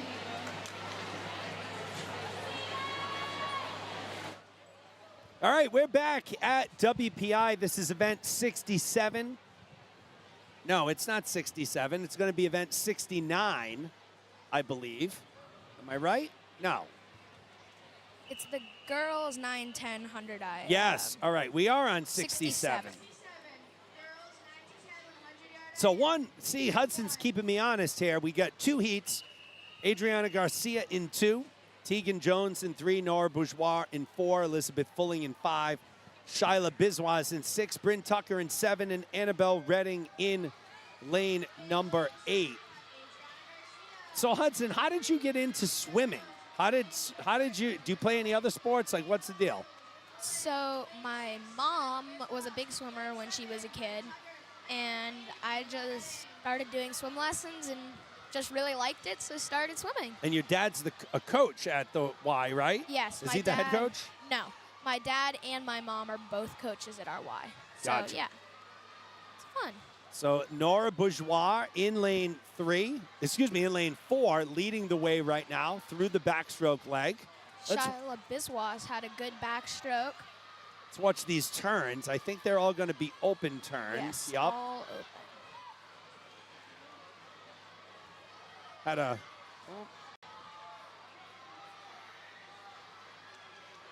So it is lane number 4, Bourgeot, who's leading. But down in lane number 7, yeah. Look at that watch breaststroke Tucker. leg. That was a very good breaststroke leg.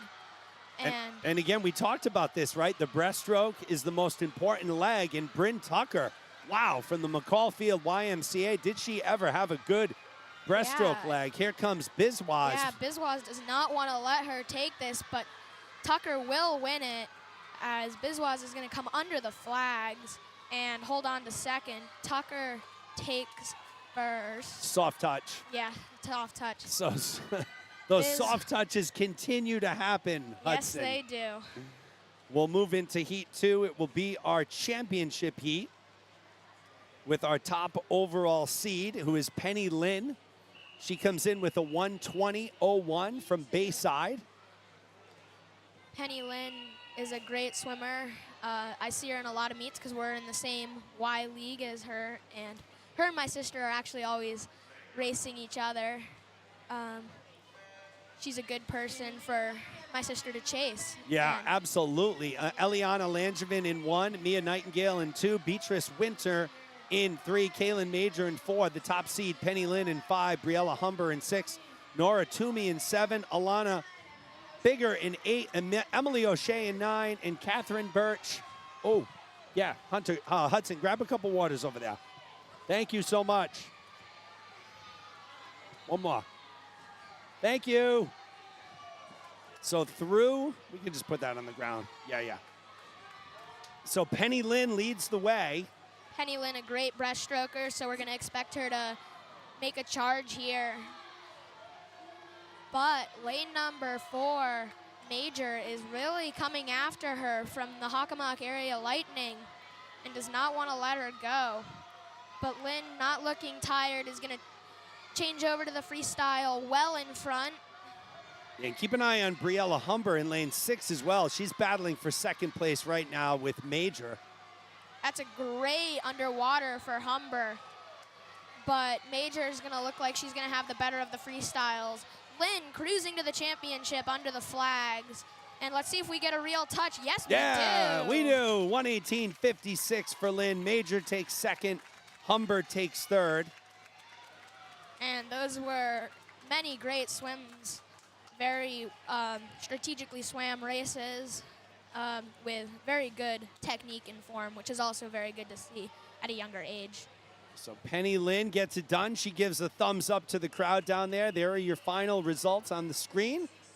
As we move into event 68, it's the boys 9 and 10 100 IM. Don Balunos from Hockomock Area Y comes in with the top time in Heat 1, 1:26.75.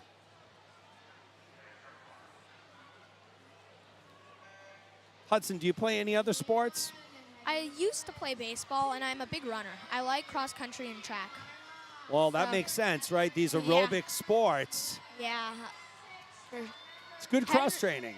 Henry Metellus with a great fly out of lane 1. The brother of Hobie Metellus, a very, very good age group swimmer for boys 11-12. I race him a lot. Yeah, look at Matulis. I mean, not for nothing, though. Here comes Reed Barani in lane 2. And don't forget about your top seed, lane 5. Yup, Don Balunos. We're going to see who has the best of the breaststrokes, as it's looking like a two-way battle now between Metellus and Balunos. And it's looking like Metellus is starting to pull out into a lead. So Henry Matulis in lane 1 from the Storm. Reed Barani from the Tritons in, Matulis is in 1. They touch simultaneously, Balunos and Metellus. And we're going to have to see who has the better of the free. And it's looking like Balunos is going to charge to first. It looked coming like under the flags. he looks like he got shot out of a cannon at that turn there. And he'll take the championship. Metellus is going to secure second. So 125.75. 125.75 is the top time. Matulis takes second. Barani takes third. Heat 2. Now on to the championship heat. Championship heat, as Hudson mentioned, is forthcoming. Christopher Davidson in 1, Luca Lewis in 2, Camden Shea in 3, Ollie Reed in 4, Adrian Ali in 5, Oscar Rychek in 6, Johnny Crossan in 7, Declan Kelly in 8, Ian Hamilton in 9, and Benjamin Gonzalez in lane 10. Lane 4, Reed has a great fly going. He had a very good start in underwater, and he is cruising through this fly. Adrian Ali out of lane 5 just took second in your 100 free, so you expect him not to be fresh. So we're gonna see how he does after this quick turnaround from the 100 free, and his backstroke, he's gonna pull into the front. Yeah, so Adrian Ali from the South Shore YMCA Stripers, not a lot of rest in between events, and he is your leader at the halfway mark. He's out in a 36-31. But again, as Hudson mentioned, we got to keep an eye on the breaststroke here. And that's here where comes Reed. that's He's going to overtake the lead. Ollie Reed. What makes him have such a good? Is it the kick? Look at his kick. What I have noticed is his hips are always moving forward. That's a very good part. That's a very important part of the breaststroke, is making sure your hips always move forward, because there are a bunch of different stroke types. As he's going to win it. Yeah, so Ollie Reed, he comes in the number 3 seed. He goes out the champion, 115-40. Rychek takes second. Ali takes third. So that was really good right there. And now, Hudson, we're moving into the splash and dash portion of the meet. This will be the 9 and 10 50 freestyle. Yeah, this is a fun race to watch, especially on the higher level swimming, like Worlds and Olympics, because the swimmers just move so fast. It's fascinating. And get ready, you're gonna see a lot of whitewater. A lot of whitewater here. Emma Donlin in 3, Ada Smith in 4, Ella Clark in 5, Karen Boutros in 6, Sophie Blanchard in 7. So one of the things that I look for in the 50 free, Hudson, is that kick.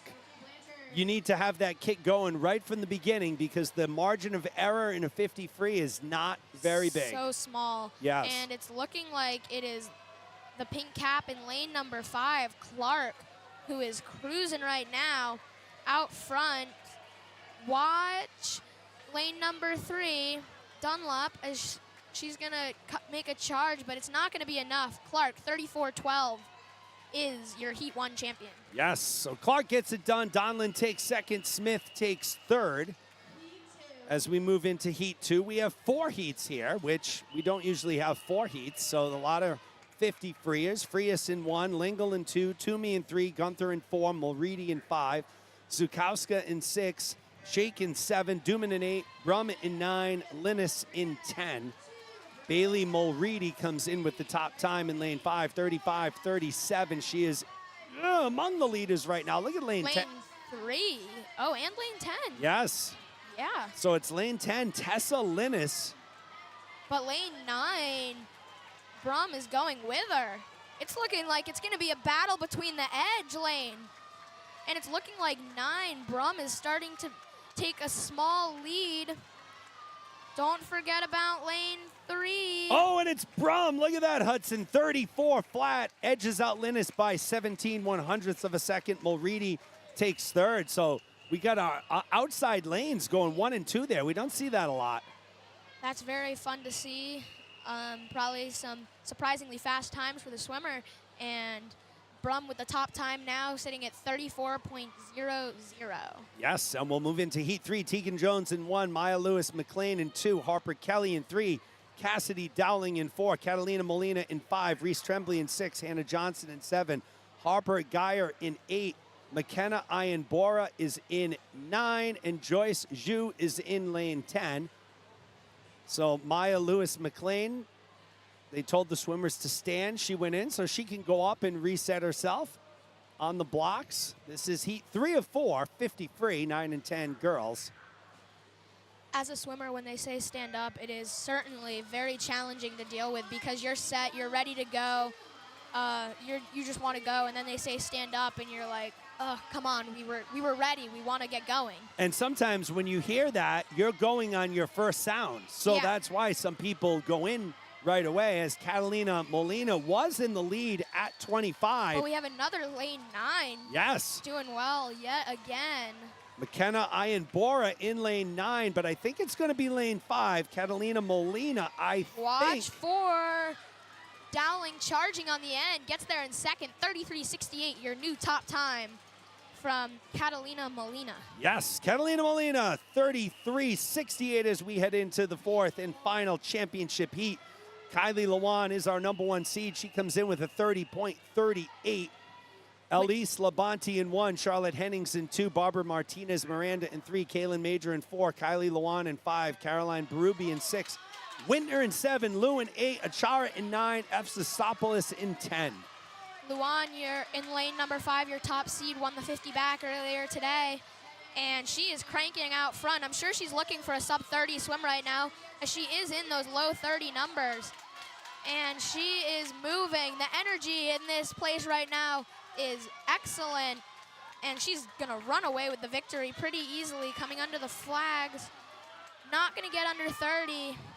31.15 will be your victory. Yes, so Lewan takes first, Major takes second, Berube takes third as we close out the girls' 50 free. Now we'll get into the boys. And there are 4 heats of the 50 free on the boys' sides. Jonah Fessenden in 4, Kenneth Asante in 5, Declan Wilhelm in 6. Again, if you're just joining us, we're at the WPI Sports and Rec Center. It's the 2024 YMCA New England Swimming Championships. I'm joined right now by Hudson Schoen. He's an 11-year-old swimmer at the Westerly Pawcatuck YMCA. He's joining me for some play-by-play and color commentary here for the back half of this 9 and 10-year-old session, in which 10 and under session, in which Hudson's younger sister Willow is also swimming. Hudson swam yesterday in the 11 and 12-year-old session, and right now, look at this race: Jonah Fessenden, Asante, and Wilhelm neck and neck. Hudson. It's looking like Asante and Fessante is, that's Yes. gonna be, it's a soft touch out of lane 5. Yeah, it was Asante who got it done. He's got Yeah. those long arms. So he got there first, but he did have a soft touch as we moved to heat 2. That was a great close race all across the field. And that's what you like to see in those 50s. You never really see too much separation. Hudson, while we have a break here, how important is reaction time in a race like the 50 free? Oh, it's so important, but it's hard because you have to get off the blocks, but you can't go early. And in a 50, especially from my own experience, you're on the blocks, and it's a different feeling than another race because you're up there and you know that you have to give everything, and one thing goes wrong and your race is over. Look at this race shaping up here. Emery Lister in lane 4 leading the way. He's being chased by Sullivan and Duran in 5 and 6. Will Lister get there? Yes, he will. And he does. 34.28, your new top time of the day in the 50 free. Duran takes second. Barty takes third as we move into heat number 3. Lee in 1, Dow in 2, Watkins in 3, Sidorovnin in 4, Hopewell in 5, Scotto in 6, Murray in 7, Delaporta in 8, Mazurik in 9, and Voci in lane 10. Gavin Hopewell from Hockomock has the top time coming in, 34.26. I'm actually surprised that they didn't tell him to stand up, as one of the swimmers was a little late getting down into his set position, but they sent him. They sent him, and it looks like it's Nico Delaporta in lane 8 at the top of your screen. He's got the green cap. A little trouble with the turn there. I think he might have missed the wall at the turn. Lately, we have seen some very good outside smoke, but it's looking like it's going to be lane 3, Watkins. Watch lane 2 charging home, but Watkins is going to get there. Dow put up a great push in a 33.67 first sub 34 performance of the day, and Watkins is excited.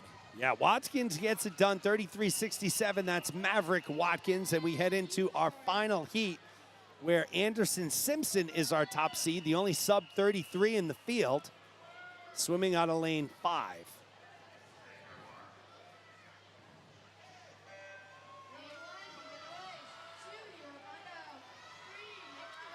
CCSC, the Cape Cod Swim Club, is actually one of the smaller teams at this championship. Look at lane number 3.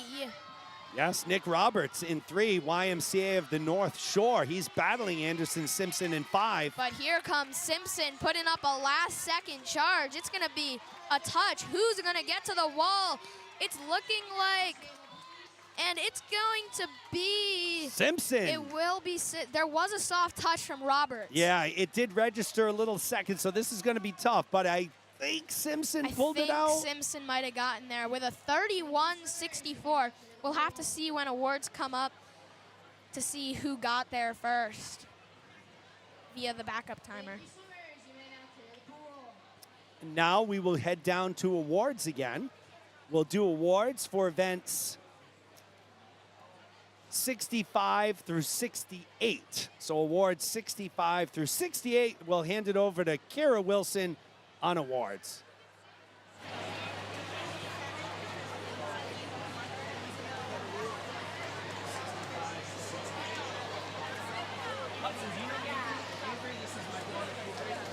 We will now do our awards ceremony for events 65 through 68.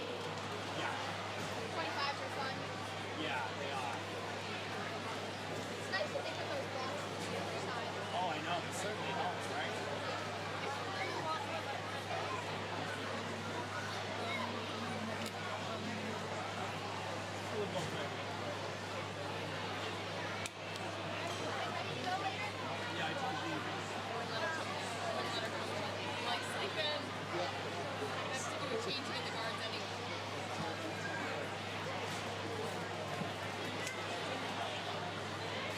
Could the coach of MYST please come to the announcers table? And the coach from WEST, please come to the announcers table at this time.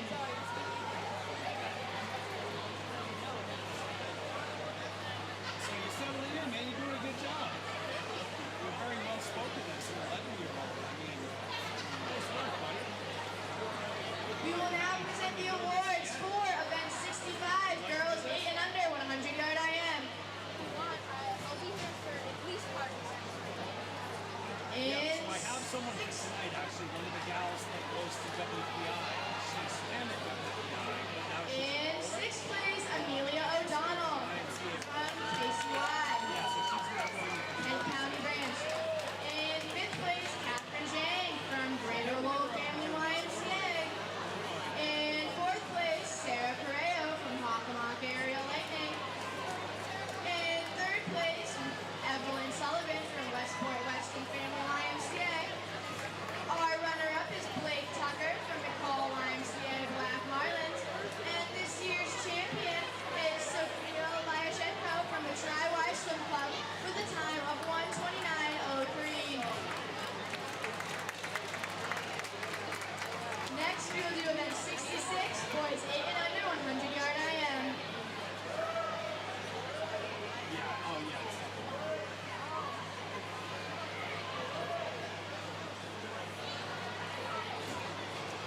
In 6th place, we have William Heath from the YMCA of Greater Nashua Storm. In 5th place, we have William Shearer from Bayside Branch YMCA. In 4th place, we have Maximus Prada from the Clinton County Branch YMCA. In 3rd place, we have Thomas Caswell from Clinton County Branch YMCA. Our runner-up is Finley Andrews from Farmington Valley YMCA Tsunamis. And this year's champion is Ruslan Kondratinov from YMCA of Greater Nashua Storm with a time of 1:30.81.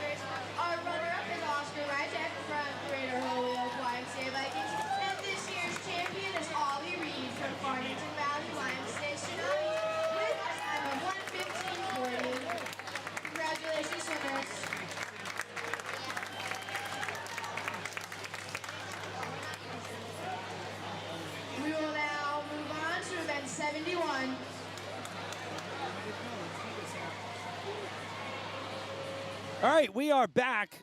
We're moving on to event 71. I'm joined by Hudson Schoen. Yeah, we'll do manual. So because the starting blocks are on the right-hand side, and during the meet, it's very tough to switch and get all of our graphics lined up. So we won't have our lane overlays for the 25s.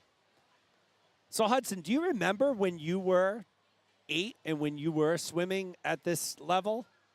Yeah, it was actually really fun because I was younger and I didn't really think too much about what I was doing, and I didn't put too much pressure on myself because I know as I got older, I started to put more and more pressure on myself, and it was just really fun. Yeah. Yeah, so talk about that. Like, as an 11-year-old, do a lot of swimmers your age put pressure on themselves to do good? It really depends on the person. I'd say, yeah, some do, but not everyone does. Yeah, not everyone does. Yeah, because I think, you know, whenever you're in a sport, especially at a younger age, it's all about having fun. It really is. And I try to make sure that even when I'm putting pressure on myself and focusing, I still have fun with what I'm doing, because that's the most important thing. Reza Basha in lane 4, Heavenly Columbia in 5, Shannon Greeley in 6, and it looks like it's Shannon Greeley. Although here comes Heavenly Columbia in lane 5 from the Storm, and she will win. She takes a look over to the right. She touches the top of the wall, so they all touch the top of the wall. But it was Columbia in heat 1. Yeah, that was a fun race to watch. Just seeing, I think a lot of those people, it's one of their first years swimming, so it's always fun to see that, as you mentioned earlier. We'll move into heat number 2. That's the girls' 825-yard breaststroke. Does your school have a junior high team or no? In high school, we have a team. We do not have a middle school team. Gotcha. Gotcha. It looks like lanes 1 and 2 are battling it out right now. Lane, two I'm sorry, 2 2 and 3. and 3. Yep. Lane 3, Chin, and lane 5, Maury are coming under the flags. It's going to be a touch. It's looking like both soft touches, so we will not get results. No, there. soft touches all the way around, and we see that all the time. And folks, just if you're unfamiliar with the term soft touch, it happens mostly with our younger kids. The touch pads are not touched hard enough to register the time, and a lot of times, especially in the breaststroke for the kids at this age, instead of touching the touch pad at the finish, their arms will come over the top and they'll kind of grab the gutter. So that's why there are backup timers at each of the lanes, and they'll take the times manually and then they'll get entered into the system afterward. So we're on heat 3 right now. Girls 8 and under, 25-yard breaststroke. Madeline Havlick in lane 5 comes in with the top time, 27.97. That was a really good start for lane number 1, Heath. But it's looking like the Holyoke Vikings. Havik is cruising out front right now. Don't forget lane 4, McCoy.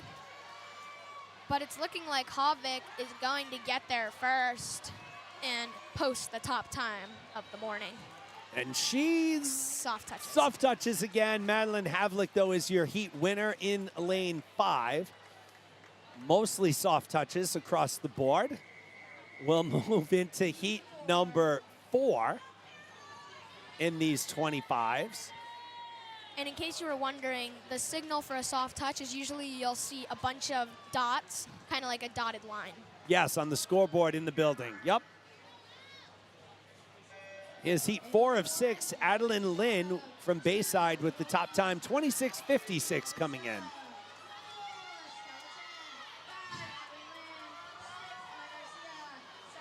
We have a great race shaping up here in the middle, on the side of the pool in lanes 2 and 3. Coming into the finish. Keep an eye on lane 7, Eliza Stryker. This is anyone's game, and they all soft touch, so we won't know who got there first. They all But- soft touch. I thought it was Stryker up in lane 7, but we'll have to see as we move Yeah. on to heat 5. There are your lane assignments. Cloris Chen from the South Shore YMCA comes in with the top time, 23:97. So the only sub 24.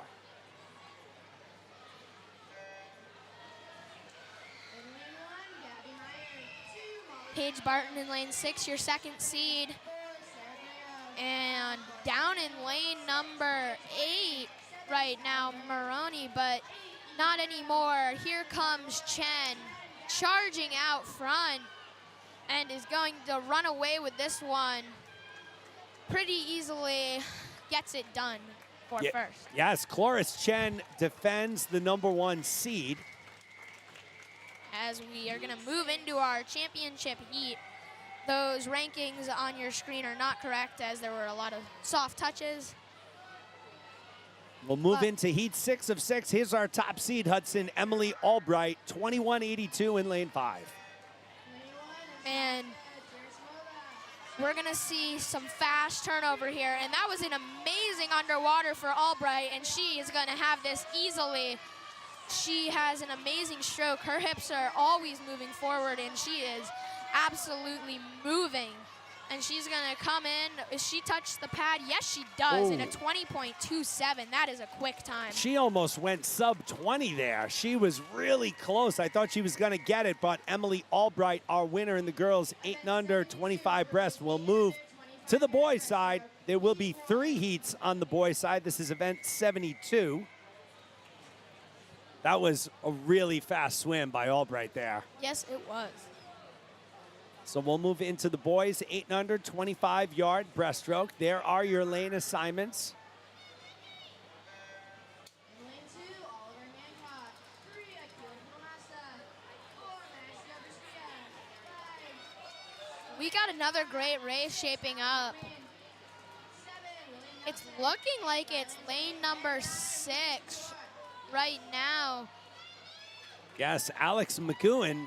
Yeah, McEwen, but don't count out the rest of the field, but McEwen is going to get it done.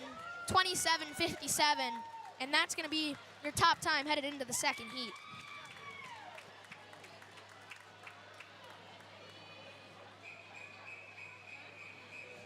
Heat 2. We'll go into heat number 2. Owen Rousseau from the McCall Field YMCA Black Marlins comes in with the top time.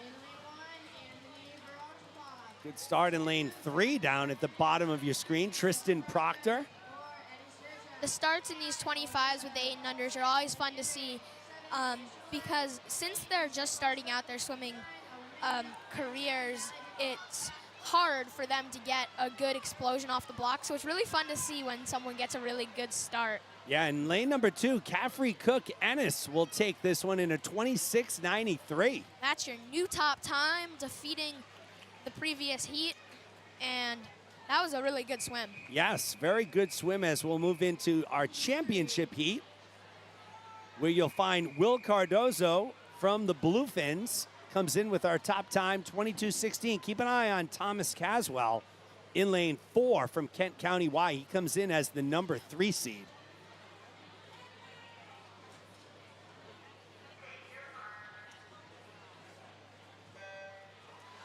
In lane 1, Johnny Murray. 2, William Graham. 3, Ashley Johnson. 4, Thomas Caswell. 5, William Cardoso. 6, Andrew Howard. And from the Boston Y Bluefins, it is right now 10, Jake Tillman. lane number 5, Cardozo. No. It was a soft touch in lane number 7, but I think they took the victory. Yeah, that was a tough one. Krichenko had a soft touch in lane 7. Cardozo touched good, so we'll have to see.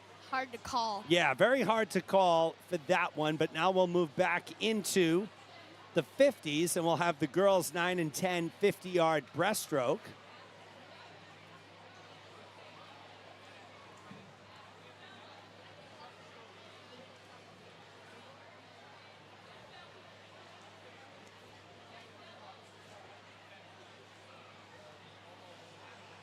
So 50-yard breaststroke, and it's again, it's always exciting to watch these 50s, Hudson, because the starts mean so much. You have to have a good start if you're going to win a heat or an event in a 50. Yes, it really is. And the thing that it can be hard to notice that at this level because there aren't really a lot of longer races that are going on. So it's hard to make the comparison. But I will tell you, it is very true. You need a good start in a 50. Kaylee Frary in lane 3, Cleo Nizaka in 4, Hannah Johnson in 5. It's Constance Moniz in 6, and Elise Labonte in 7. So Cleo Nizaka from the Storm. She is cruising right now, and she has a very powerful breaststroke kick going. That's a good turn. Good pullout, too. Yeah. Cleo Nizaka in lane 4 from the Storm. It's looking like she's going to run away with this one. She's 10 years old, came in a 49.92. Without a doubt, she's going to be our Heat 1 victor. And she gets there, 46.36. That is a great showing for Cleo Nizaka. Great time drop, too. She drops over 3 full seconds. Labonte takes second, Johnson third. So we move on to heat number 2. Nathalie Wilson comes in with our top time. She's in lane number 5, 49.07. Little movement on the blocks there. No stand-up called, and a little bit of a long glide there for lane number 3, Zoo, but she's up and cranking. And lane number 5, Wilson is moving. Yeah, Nathalie Wilson looking really good at the wall. Keep an eye on those lanes, number 9 and 10. 8's not out of it, too. Those far lanes are actually really putting a fight together. Maya Bennett in lane 8. She's given Wilson all she can handle. Keep an eye on Lily Ludson in 10 as well. Here she comes. Lane 1 not out of it, but it's looking like it's going to shape up to be a 3-girl race. And it's going to be lane 10, 47.71. Ludson, she was really long at the wall, Hudson. I didn't think she was going to get in there. She had She had a chance to either take another stroke or glide into the wall. I thought that was going to hurt her, but it didn't. Lily Ludson, your Heat 2 winner as we move into Heat 3. Gemma Shorter from Hudson's YMCA, the Westerly Pawcatuck Y, comes in with the top time, 47.96. Yeah, her and Maeve Tuxbury, this is the first time we've had 2 swimmers in one heat, so this is exciting for our team. And lane number 1, Lowry is starting to really possibly at the lead. Don't forget about lane number 8. Yeah, Claire Boscheman in lane 8 from the McCall Field Black Marlins. This race is anyone's game. It is. Tuxbury down in lane 10 is starting to put together a push. Yeah, look at Gunther in 7 from Hockomock. And it's looking like it's going to be between lane 7 and 8. Who's going to get there? It's going to be Gunther. And it is Gunther. Look at that. 47.07. Yeah, she edges out Boscheman, who takes second. Lowry takes third. An interesting thing to think about here is our first heat victory is still the top time. Yes, it is, right? Yeah. That is wild. We'll move into Heat 4. Bryn Tucker comes in at 45.87. Tucker we've seen in a couple other races. Who looks like she's been having a good meet. But look at the start by Hannah Lee in lane 6. And Harper Wetmore in 10. We have seen so much outside smoke in these 50s. But this is shaping up to be anyone's game. This field is in a deadlock right now, but it's looking like... Here comes Bryn Tucker. Yeah, lane number 5, Bryn Tucker is cranking out front, and now she has built a very large lead. So Bryn Tucker takes it out. Look at this time, 43.95 for Tucker. Now that is now the top time. That becomes our top time, Bryn Tucker, 43.95. As we move into our championship heat, again, Hudson, a very familiar name, Penny Lynn. She's our top seed at a 40.81. Juliana Ritchie, the second seed, has been having a great meet, won the 100 fly earlier today.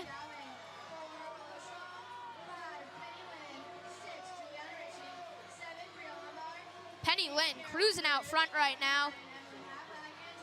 Ritchie in second, followed by her teammate Humbert. Willow holding down fourth. But Penny Lynn is absolutely taking this field to the next level, and she is going to easily cruise in. Is she going to turn in a sub 40 performance? Can she do it? Yes, she will in a 39.71. That is an amazing swim for Penny Lynn. Oh, Hudson, your sister had a soft touch. We gotta talk to her about that. 39.71 for Lynn. But she had a great race too. Starting with the boys in lane 4, Max Monty, lane 5, Duran, lane 6, Barani, in lane 7, Kondo. This is event 74, heat 1 of 4, boys 9 and 10, 50-yard breaststroke. Monty has had some good breaststroke going lately, and it's looking like it's gonna be lane number 5, Duran, who's cruising in front, taking a little look over at lane number 4 here and there. You see that very often in the younger swimmers. You do. You see that a lot with the younger swimmers. No matter what stroke, they'll take a gander to left and right to see where they are. Yep, there was another one over at lane number 6, Barani. But Duran is just cruising out front right now and is gonna take this field with gusto. And he's got nobody to look at, Hudson, because he's the leader, 45-14. And that is a great first heat performance for Duran. So Chase Duran gets it done in heat 1. We'll move on to heat number 2. Our top time coming in belongs to Jaden Lee from the Kent County Y, 48.90. He's the only sub 49 in heat number 2. We'll have to see if he can contest with that 45-14 just put up by Duran. Oh, he had a good start too, good reaction time. Very good start. And a great pullout from lane number 2, Marafa. Malik Marafa in lane 2 from Twin Cities. Green, actually purple cap it looks like. Here comes Lee though, charging on from the middle of the pool with an amazing turn right there. Little bit of a shorter pullout. Marafa has had some very long pullouts, and they have accelerated him well further than where the rest of the field has gone with their strokes. And it's looking like it's gonna be Lee who's gonna take this one. Lane 3, DeLaff is trying to put up a charge, but Lee is going to be your champion in a 48-14. 48-14, Jaden Lee takes heat number 2 as we move into heat number 3. Our top time will belong to Gavin Hopewell from the Hockomock Area Y. He comes in a 46.96, the only sub 47 here in heat 3.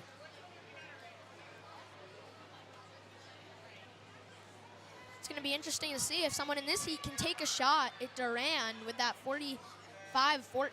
It's going to be tough. That was a very good swim for Duran. And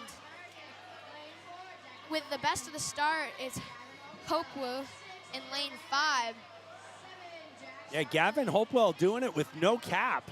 But right now, it looks like lane 8 at the top of your screen. Connor Ma. Connor Ma leading the way. Connor, a great breaststroker, swims butterfly for our Westerly relays. His teammate in lane number 6, Vito, is our breaststroker, but Connor is going to charge way in front. And it's looking like Vito could take second. Yeah, so Connor Ma from Westerly Pawcatuck, will they Vito go 1 and 2? trying to set up a 1-2. Yes, they will. Connor Ma, 45.99, has the second best time of the morning. And Vito, I believe, soft touched, because I think he did get in second place. Yes. So they have your second and third times in the morning. Here we go. Ollie Reed, your top seed. He comes in 39-39, the only sub 40 in the field here. He's in lane 5 from Farmington Valley YMCA Tsunamis.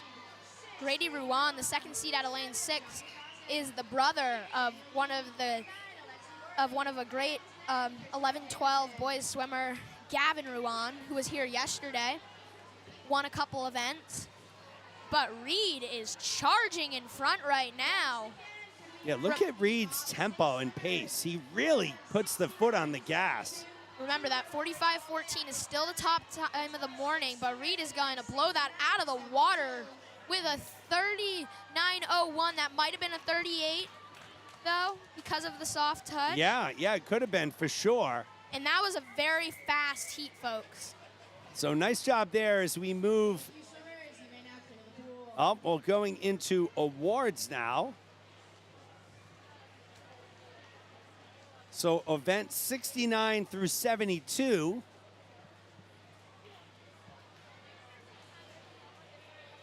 We're going to awards. Top 6 swimmers from the events 69 to 72 to the awards hall at this time. Yeah. Of course, you think, buddy. You think, take your time. How's it going? Nice to see you. Professional operation going on. Well, we try. Oh, for real. And it's so valuable. What is the quality on a race on? Oh, so that's just it just means they met the qualifying time in that swim to already get here. Got it. So it's not. They usually would have it for nationals, but they didn't enter it in the database, so it really needs help. But there is nationals on top of this. There's nationals, I think, in a few weeks in Greensboro, North Carolina. Eight up. I don't know if it's 8 up, but it's the YMCA nationals. I don't know how young they go. That's me. Yeah. Hey, nice job, man. Pretty cool. Thank you so much.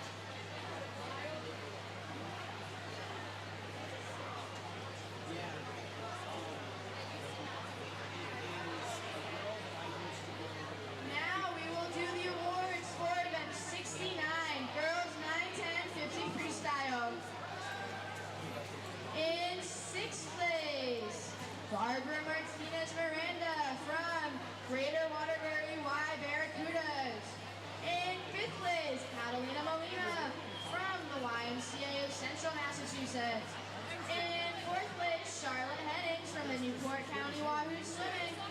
In 3rd place, Caroline Baru from the YMCA Black Island. Our runner-up is Kaylin Major from Hockomock Area YMCA. And this year's champion is Kylie Luan from the YMCA of Greater Nashua Storm with a time of 31.15.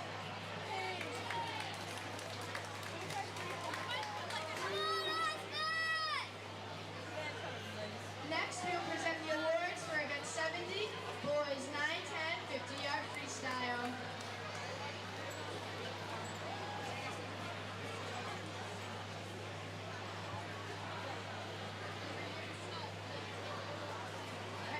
In 6th place, Miles Evans from MMBB YMCA Seals. In 5th place, Hiro Kondo from Bayside Branch YMCA. In 4th place, Malik Marafa from Twin Cities Swim Team. In 3rd place, Cooper North from Northwest YMCA. Our runner-up is Anderson Simpson from Canoe City Swim Team. And our champion this year is Nick Roberts from the YMCA and the North Shore Sharks with a time of 31.56.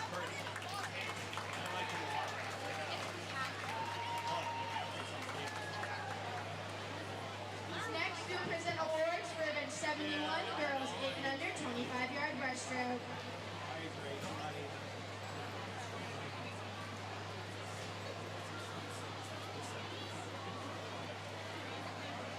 In 6th place, Heidi Niebuhr from the YMCA of Greater Nashua Storm. In 5th place, Arashia Mukherjee from North Andover YMCA. In 4th place, Flores Chen from South Shore YMCA Stripers. In 3rd place, Blake Booten from Westport Weston Family YMCA.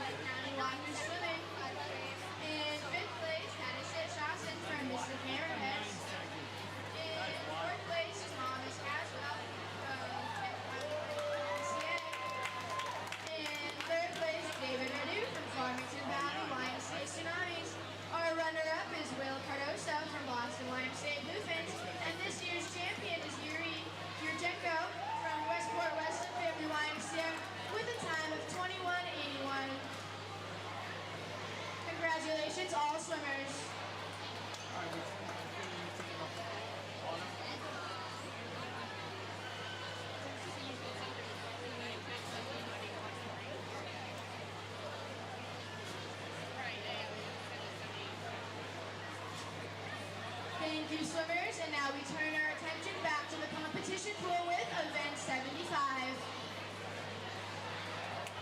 All right, we're back for event 75. It's the girls 8 and under 25-yard freestyle. We are approaching the back half or the very end of our program. We have a couple more individual events to go before we get into the relays. This is the girls 8 and under 25-yard freestyle. Cantaros in lane 4, Zara Bold in 5, Lily Hobbs in 6. Now, how we talk about the 50 free being a splash and dash, well, this is half as long, so this one's gonna go fast. This is really fast. We're looking at about 21 seconds a race. But when we get down into the top seeds, we're probably gonna be at what? 18, 16. 1584 is our top seed. Bold right now is leading, but lane number 6, Hobbs, is going to put up a push here at the end, but Bold is going to get there in a 1985 sub-20 performance in the first heat. Good to see. Nice job by Zara Bold. 1985 sub-20. She drops over a second as we move into heat 2.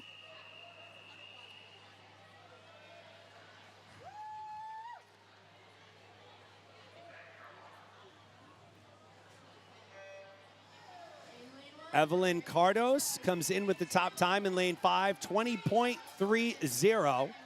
Lane 2 right now. Lyashenko is cranking. We can't forget about lane number 6. But lane 2, Lyashenko, actually, that was tight. I don't know who won. That was really close with Lyashenko and Lily Kochman in lane 6. They both soft touch, so we won't know who got there first. But I think whoever got there first will have the top time of the morning. As we move into heat 3, these will fly by, about 15 to 20 seconds per race.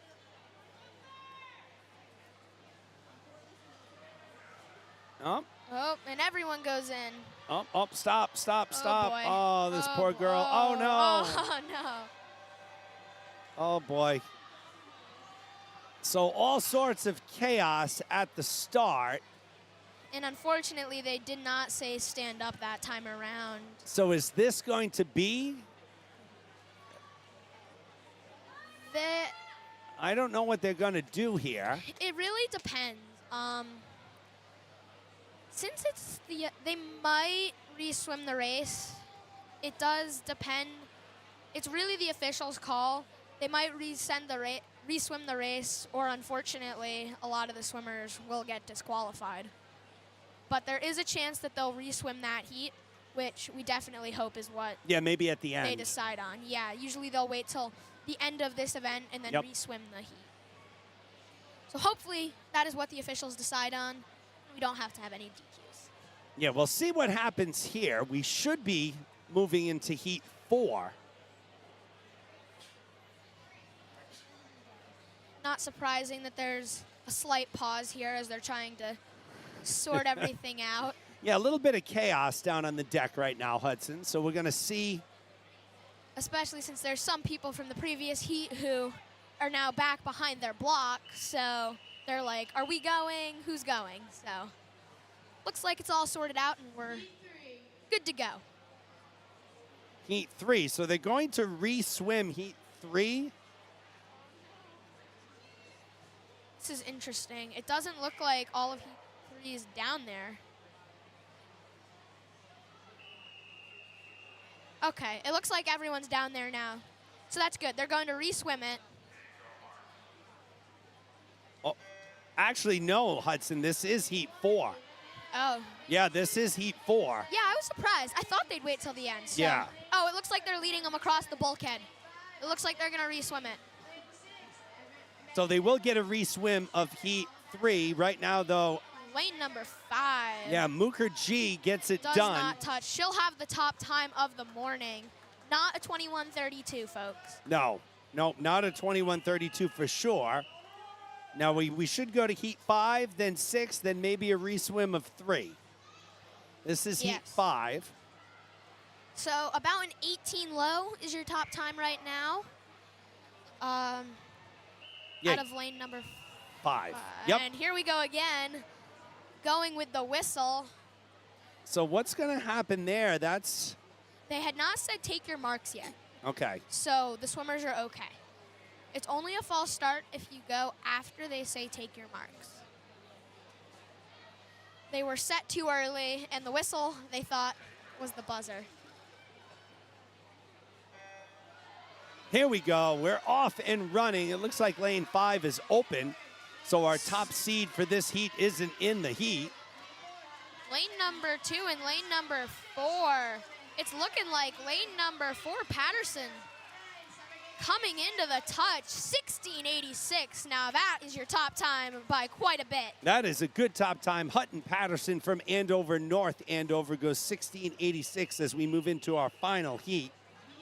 That was a very, very fast swim. Was that 16:86? Yes. Yes, it was.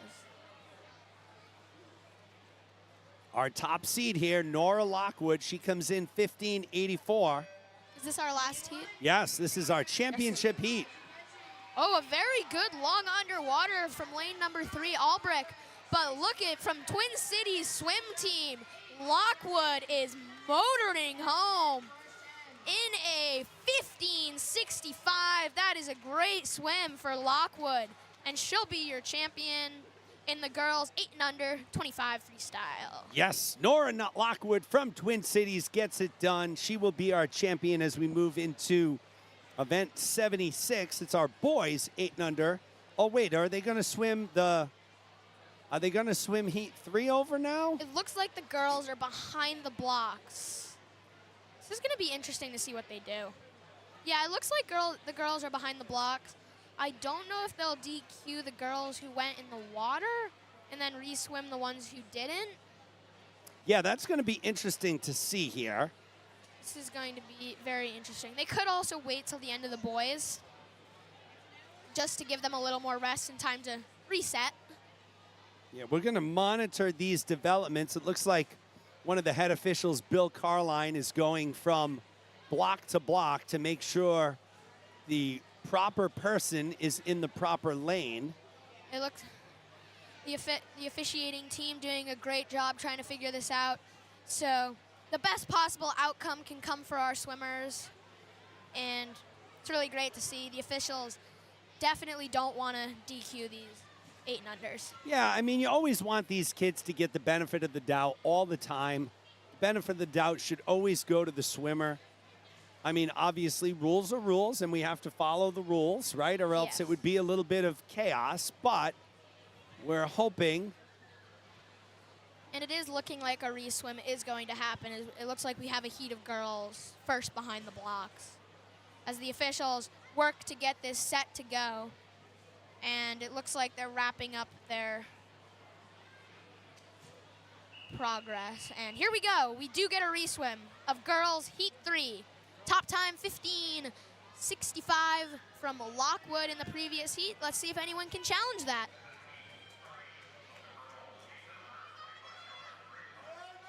There comes the announcement from the starter. All right, And we get into the water. we get a clean start here, Hudson. Sylvana Brenson had a good start from Farmington Valley in lane 4. And this is one of the tighter heats of the day. It looks like lane number 7, Habril, could be prevailing. Don't forget about lane 1. Who's going to get there? It's looking like 7. lane number 7. Yeah. 18:62. So your champion, Nora Lockwood, in a 15:65. Yeah, that was a fast time for Lockwood there. Now we'll move into the boys 8 and under, where there'll be 4 heats of the boys. These 25s are very fun to watch, especially the earlier heats with the very new swimmers who made it to these championships. You have to remember that the swimmers who are here, they had to make it to these championships. You don't just get to come. So it's so fun to see them swimming because they had to qualify, Yeah, especially since they're early in their career. Yeah, we talked about that they had to make the cut times here. Keep an eye on 1, 2, 3, 4. That's Owen Rousseau. So Owen Rousseau, Matthew Caswell were among the top 2 finishers. They had soft touches on the wall as we move on to heat number 2. Andrew Mann from Bayside comes in with a 19:13. Tristan Proctor a 19:16. They're in lanes 5 and 6 respectively. A little bit of a slow start there by Mann in lane 5. Very long underwater for Mann. Lane number 1 is also a Bayside swimmer, but look at lane number 3, Reese is going to motor to this victory, or will, yes, no, he won't. Well, it looked like it was Krachenko, but again, I don't know. I think it was Krachenko with an 18:35 out of lane number 8. Again, this outside smoke just keeps on coming. We don't usually see a lot of winners from those outside lanes, Hudson. We're seeing a lot of them here this weekend, and especially this session. Yes, we are, and that's really good to see. That means that the training is paying off, because a lot of these swimmers have been training hard all year, and as they come to this championships, they have started to slow their training and do some easier workload, as it's looking like it's going to be lane number 3 with a 17.3. Yeah, David Preble from the Kent County Y gets it done. Hayden second, Murray third as we move into our championship heat, and it's Nathaniel Gomes. So more about that is they've been training really hard all year, and when they ease off, it's called a taper, and you're supposed to get faster. And these outside lanes that are going so much faster than they normally do means that their taper is really working. So that's really good to see. Wow, and it's looking like we're gonna have a lane 3 champion. Look at this, Ruslan Kondratenok. 16:23. Not his first win of the day, I'll tell you that much. No, it's his second win of the day, and he comes out of lane 3. That was an excellent swim for him. And we are gonna switch back over to the other side of the pool as we have some 100 backstrokes coming your way. This is the last individual event of the session before we send it over to more awards and then relays. Very excited to see some relays, especially the 4x25 relays that add up to 100 yards. It's really fun to see the younger kids doing relays, and it really is. It's always a good time. And the backstroke heats, there are only 3 total, so 1 on the girls' side, 2 on the boys' side. So we'll see Kylie Lewan in lane 5 from the Storm. She's our number 1 seed. She comes in 6 seconds faster than Elle Merritt in lane 6, 1:15.87 for Lewan. So keep an eye on her with the silver cap. she's the winner of the 50 free and the 50 back so far today, and starting off strong into the lead, well into the lead already. And it's looking like no one's going to be able to challenge her just from her stroke rate and her lead already. At the turn, that was an amazing underwater, and she is well out in front. It looks like lane number, I believe it's lane number 4. Yeah, lane number 4, Molina, has lost her goggles. Luan out in a 36.6. Yeah, she did lose her goggles. Lane 4, that's Catalina Molina. Luan, she keeps going though, Hudson. Yes, she does. That's very good to see. Luan should be on her way to a 114 high, 115 mid, based on that 36.6. You probably want a 2 or 3 second differential between your first and last 50 in a 100 backstroke. She's kicking really strong. That's one thing I've noticed. Her kicking, her hips have dropped a little bit, but her kicking remains strong. She really is. I need to take a lesson from her. So Luan gets it, 1:15.66. She drops 0.2 of a second. That is a good swim for her to secure her 3rd win of the day. Merritt takes 2nd as they high-five each other in the pool, and Flaherty takes 3rd as we move into our final individual event of the morning. That sportsmanship is really good to see at the younger level. It's really important to develop those habits of good sportsmanship outside the pool and inside the pool, because that's definitely more important than being a good swimmer. You definitely want to show sportsmanship, and that was a great example right there. It was. Amen. We're moving on to the boys. 100 back. William Hall in 4, Drew Wagner in 5, and it's Finn Schoberth Wickoff in lane 6. There'll be 2 heats of the boys 100 backstroke here. Right now it looks like Drew Wagner from Farmington Valley YMCA. He's got those arms moving fast, and he's kicking really strong. Yes, he is. William Hall, I've seen him swim a lot lately, and he is definitely going to be a good up-and-coming swimmer.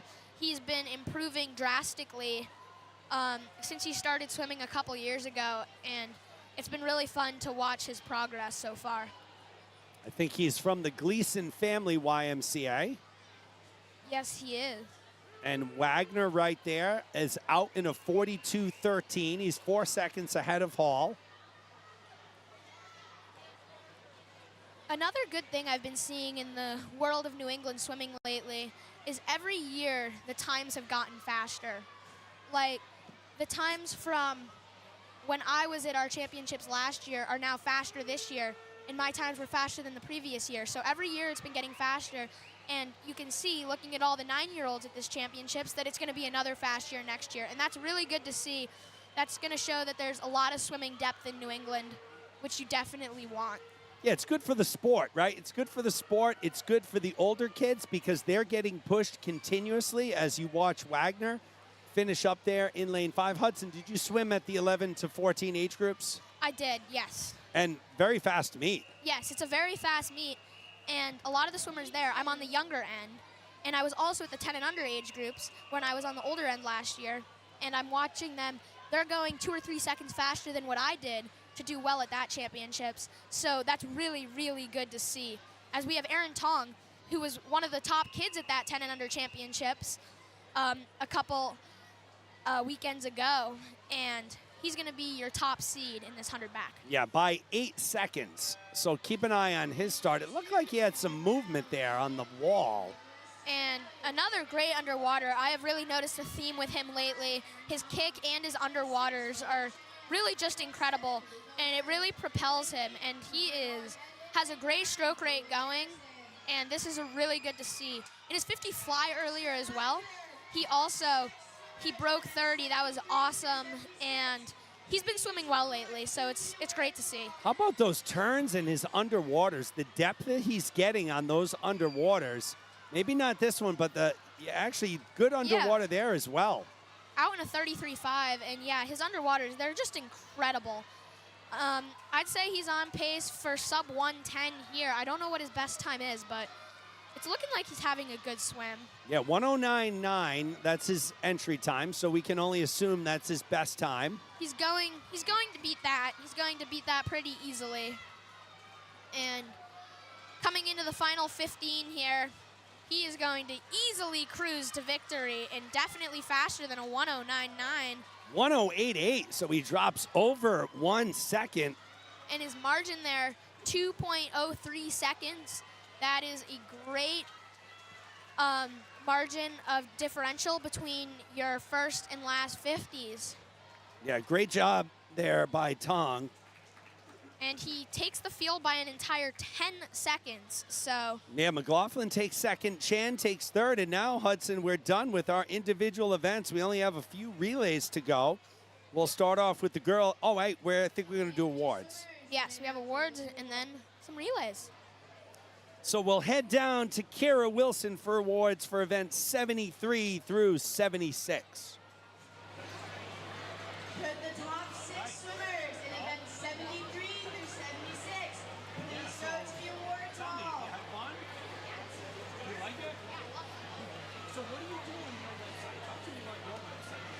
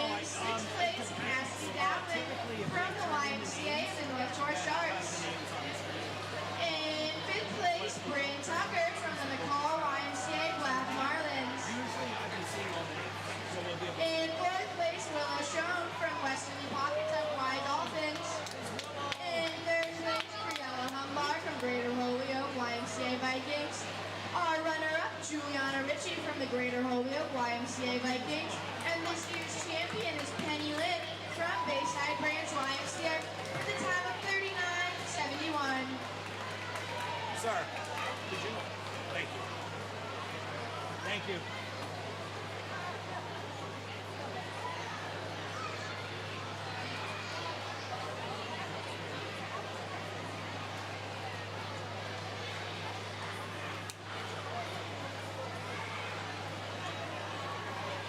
Jay, event 74 coming up.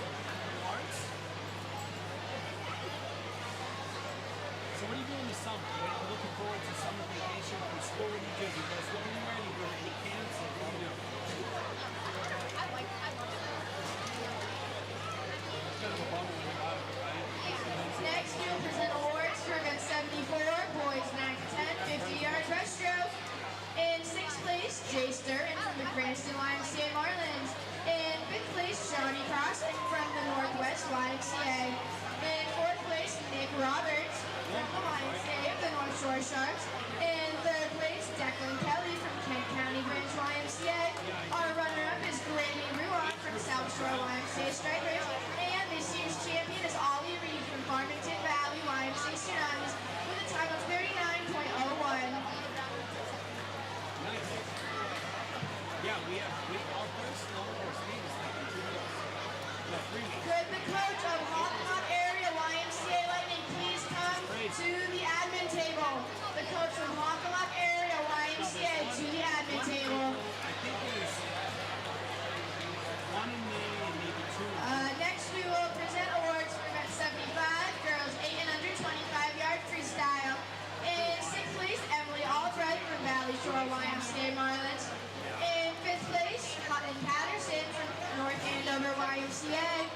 In 4th place, Aria Kasem from Westport Wexton Family YMCA. In 3rd place, Sophia Lyshenko from Trial Y Swim Club. Our runner-up is Audrey Petrie from South Shore YMCA Stripers. And this year's champion is Nora Lockwood from Twin Cities Swim Team with a time of 15:65. Harvard is hot. Next, we will do awards for event 76, boys 8 and under 25-yard freestyle. In 6th place, Leo Zhang from Bayside Branch YMCA. In 5th place, Nathaniel Coates from Mason Family YMCA. In 4th place, Zachary Sochi from Woonsocket YMCA Whalers Swim Team. In 3rd place, Will Caruso from Boston YMCA Bluefins. And our runner-up this year is Finley Andrews from Farmington Valley YMCA Tsunamis. And this year's champion is Rizzo Cataranda from YMCA Greater National Storm with a time of 16:23. Congratulations, swimmers. And then in long course, we're doing the long course age groups and seasons. And then once the school starts back up again, September. Thank you, swimmers. And now we turn our attention back to the competition pool with event 79.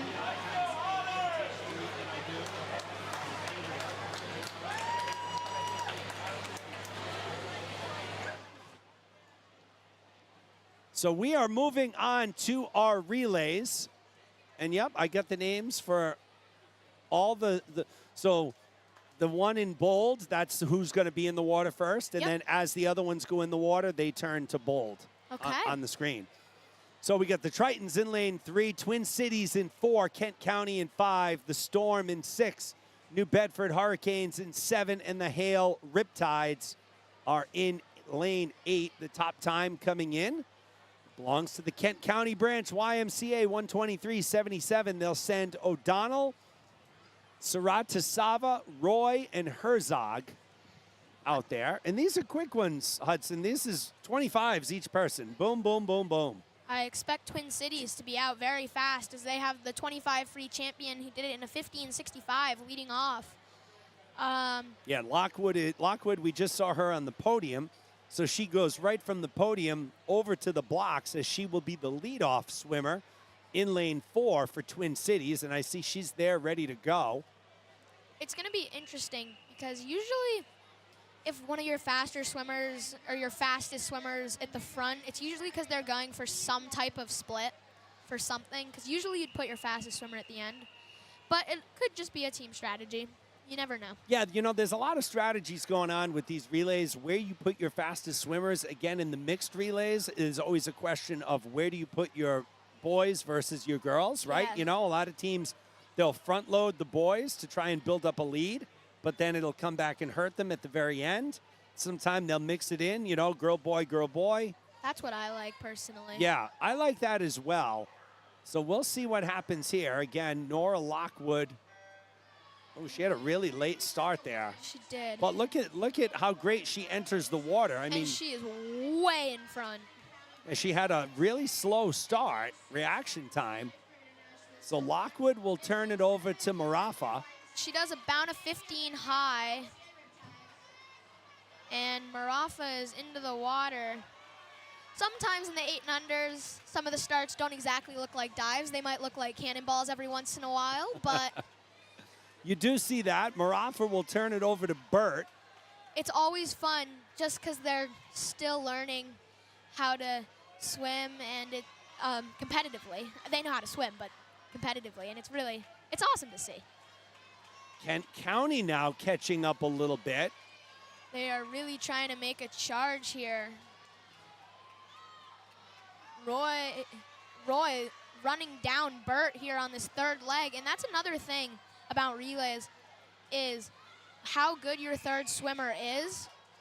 It shows depth of the team, and on the Olympic level, that's usually where Team USA wins their relays, is in their third swimmer, because Team USA has such depth.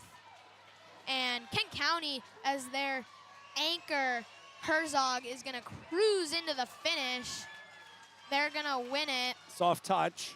with, yep, yet Well, we another- still get them in first there. That's not their time. They were a little faster than that. Hale Riptides out of lane number 8 takes second. Nice job by Hale, but Kent County, our winner. Hale second, Twin Cities drops down, and they take third as we move into our second heat. Kent County has had an amazing group of younger kids lately. They have a great group of young boys. It looks like they have a great group of young girls there, too. You must swim against them a lot on the Y circuit. Yeah, we're in the same league as them. Their 8 and unders dominate everyone else's. Do they really? Yeah, they do. The team Bayside that you've seen, they're one of the top. They're the top team in our league. Their older kids are good. So that's South Shore Stripers right now leading the way. That's a good relay exchange right there. We saw a good exchange there from Chen to from Sullivan to Hart from the Westport Weston Family YMCA in lane 5. Really good transition. Let's watch this one. As the Water Rats are leading, and here goes Budden, and they have a great lead right now, 2.5 seconds, and this is going to be, and their B relay is holding down a good position as well. There's been good transitions, good takeovers all the way around here for this Westport Weston Family YMCA. They will cruise to victory here. Yes, they will, and no one else in the picture for a little while, and they're going to win this by a long shot in a 1:11. Soft touch at the wall. That was a really good swim for that water for the Water Rats. I love that name. That's I a pretty know. cool nickname. It really is. You could do a really cool graphic of that. Yeah. Like a cartoonish rat all, in Yeah, the water, maybe they're- swimming. Their logo's cool. So we're moving on to event 80. One heat, the boys 8 and under 100 relay. Kent County, the top seed coming in, and 4 of these 5 teams are actually all from the Tennessee League. The Bayside branch, Kent County branch, Gleason family, and the Black Marlins. Are Tennessee still held at Boston University? They used to be. They're not anymore. It's kind of been jumping around. So it was held at a community pool called McDermott the past couple of years, and then this year it was held at URI. Oh, is that URI? Okay. Yeah, I love that pool. It's Yep. definitely. So YMCA of the Greater Nashua Storm, that's Condra Tennock leading the way. There are hosts of this meet. Yes, the host It's been a great meet, and here comes Kent County. So look at Caswell in the water here. Does he have goggles on his face? Oh, right yeah, now? he does. He's got him. No cap, but goggles. No cap. Wow, that is going to be a great swim for Caswell. But the Bayside swimmer as well, and Shearer had a great swim as well to get them back into striking distance, and it's looking like they actually have the lead coming into this final swimmer. If they get a good relay exchange, they have a chance at taking this. Oh, look at that relay exchange. So Caswell in the water for Kent County. And it's Zhang. looking like the Bayside branch is going to take this. Zhang. And no, Gleason did not win it in a 103. And it will be, wow, Bayside. The Bayside branch out of lane number 6. An unexpected win for them. Yeah, so Bayside comes in the number 2 seed, and they get it done. From the 8 and unders, Kent County takes second. Never mind that Gleason taking first. That was a swimmer who climbed out of the water, triggered the touchpad. These touchpads are very sensitive. Very. And I've even seen, Hudson, when there's 50 freeze going on with older kids, the touchpads sometimes will get triggered by the water. The water smashing up against the touchpad.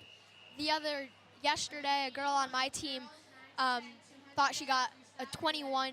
I mean, she didn't actually think she got it, but it said a 21 for a 50 free. And another girl on another team got an 11 on the She was like, pad. I'll take the 21. Yeah. I'll take it. That's a great time. So we're moving into our final 5 relays of the morning. It is the 200 free relay, Wheeler Regional in 4, Kent County in 5, the Torpedoes in lane 6. So it's Sperry, Ackerson, and Singh. And Ackerson is getting Kent County a nice lead at the moment as she comes into the flip. A good turn with a good underwater. But the Torpedoes, Sperry, had a very good turn as well. And it's looking like it's going to be Kent County coming into the flip. Yeah, so Kent County with the lead. That's Ackerson. She'll hand it over to Christishu. The Torpedoes a second and a quarter behind in lane 6.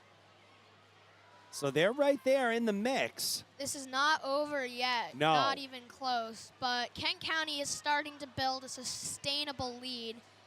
And it is starting to make it much harder for the Torpedoes to come back. Yeah, that's Christishu in the water for Kent County. But She'll hand it off to Casey. But you never know. It only takes one good leg to take this back. But it is looking like Kent County should have a sustainable lead. Yeah, Kent County's building up a very big lead right now. And it's actually interesting because when you look at it, it was only a second and a quarter at the 50-yard mark. But they're going to probably have a double-digit lead. Yeah, that was a really, really good leg for Christishu. And we're not going to know the lead because it was too big for the graphic to wait. Yeah, yep, the graphic disappeared. It looks like it was about 13 or 14 seconds. Hudson, you have a lot of people in the live chat which are very happy with your performance. They think you're doing a great job, buddy. So. Oh, well, thank you. Yeah, that's fantastic. I love doing this. It's very fun. Casey will hand it over to Hockman. And it is looking like Kent County should secure this win now with the very, very sustainable lead they've built up. This looks like Katie Ledecky swimming a 1500, how big this lead is. Yeah, exactly. In the heyday of Katie Ledecky, she would build up such a big lead in those distance events. I can't wait for the Olympics. How about you, Hudson? Yeah, it's going to be exciting, especially with Dressel coming back from his time off. At the Tier Pro Swim Series a little while ago, he got some victories. Yep. So he's been moving. So hopefully they'll have a good shot. And another touchpad malfunction. Wheeler Regional did not win. Kent County took the victory in a 246.6. Yep, they drop almost 5 full seconds. Torpedoes will take second, and Wheeler Regional will end up taking third here. Yeah, I'm really excited for the Olympics. I can't wait. I don't miss a session. I watch every swimming event there is. I just love it. I love it's really fun to watch. So we'll move into Heat 2. Especially probably for you. You probably really like the announcing of it too. I mean, with Rowdy Gaines. Oh, I these love days, he's really he's got good stuff. Yeah, good. he's really exciting. He's so passionate about the sport of swimming, and he's been able to sustain that for such a long period of time. He really makes it for the average fan who's just tuning in to watch swim, maybe doesn't know a lot about swim. He makes it exciting. He makes it so exciting. You're watching a race, and he brings that excitement of those close races right into your living room or wherever you're watching. So that's a lot of fun. Another person you might want to check out if you're really into swimming is go to the USA Swimming Network and go to Cody Miller. Oh, Cody Miller. I'm very familiar with Cody. I watch his YouTube videos. Yeah, he has an amazing blog. It's so fun to see, and he just makes swimming sound so much more fun. He just makes it just so interesting. Yeah, he is a very good breaststroker. Yes, he's amazing. I'm sure he's hoping to make the Olympic team this year. Breaststroke is going to be a very open event. Obviously, Nick Fink is going to be the top U.S. breaststroker, but behind him, you got Michael Andrew, Cody Miller, a bunch of other college kids who we'll be seeing at the NCAA championships coming up soon. Do you watch those too, the NCAA? Yeah, me too. I love NCAAs. It's really anyone's game, as the Cranston Marlins are leading it right now. And I believe it is Shyla Biswas in the water at the moment. No, it is not. No, it's Zamapia. Biswas is the anchor for the Marlins. Zamarapa in the water right now for the Marlins in lane 4. So they have the yellow caps going from right to left. As Hudson mentioned, Biswas will be the anchor for them. See if she can bring it home against a fast closing YMCA of the North Shore in lane 3. North Shore has a great program going on there. They have an incredible amount of good age group swimmers, especially in the older 13-14 division. If you watched the 200 free last night, the last heat, it was a crazy YMCA of the North Shore showing. Them and Greater Nashua. And Biswas, it's looking like she should be cruising to a finish here, way out in front of the field, and she's going to get Cranston a Heat 2 win, and it is getting loud in here. A lot of Cranston fans. Yeah, the Cranston fans are coming out. 2:29.59. I think that's Cranston's first relay victory. Yeah, it very much is. And that was really just an amazing swim for the Marlins. YMCA of the North Shore takes second. Third place goes to the Bluefins as we head into our final heat on the women's side. I believe there's a team from Westerly in this. I don't know which lane. Westerly? Yes, out of lane 10. Out of lane 10. And just a reminder for our folks, we will be back with our final session this afternoon in just about 3 hours. 3:30 start time for the 15 to 18 and open session, which should start at just about 3:30, folks. So that'll be our last session of the weekend. We hope you can tune in and join us. The Hockomock Area YMCA here in Heat 3 has the top time, is the #1 seed. They'll send Major, Solomon, Gunther, and Merritt. Major well out in front at the moment. No, she's not actually. It's the Greater Luan. Nashua Storm, Luan, who has been having a great meet so far today with 3 victories, and she's going to get her team a good lead heading into the second leg, and that's probably going to be necessary with the Hay Lightning, and that's a good 2.15 second lead. That's going to be really helpful for the Greater Nashua Storm. Big time. So they're in the lead in lane 3, but here comes Hockomock in 5. Hockomock now surging into the lead in lane 5. So that's Solomon. She'll hand it over to Gunther. She's He's having a great swim right now. Let's see if Gunther can keep it going. Remember, let's see if we have this third leg depth. Oh, the Hockomock swimmer's goggles got filled up with water, so she stopped to fix them, and that has allowed the Storm to surge ahead. That's Galati. That's going to make this race very interesting coming down to the anchor. Yeah, but look at this comeback for that swimmer. Gunther. Yeah, just think of the lead they'd have right now. Oh, goodness. Gunther said, hey, I got to fix my goggles. No big deal. I'm still going to take over the lead. Gunther will hand it off to Merritt to close this thing out. Here comes the Black Marlins in lane 6. Berube in the water for them. And it is looking like the Hockomock area Y, even with that goggle stop, is going to cruise to victory. It's just like a stop for coffee on a long road trip. That's Still all. getting there in plenty of time. And it's looking like they will easily take the victory here. Hockomock Area Y will be your girls 200 free relay champion. Remember the 229 from the earlier heat, so 217. Let's see where that 229 ranks up. It will not get into the top 3.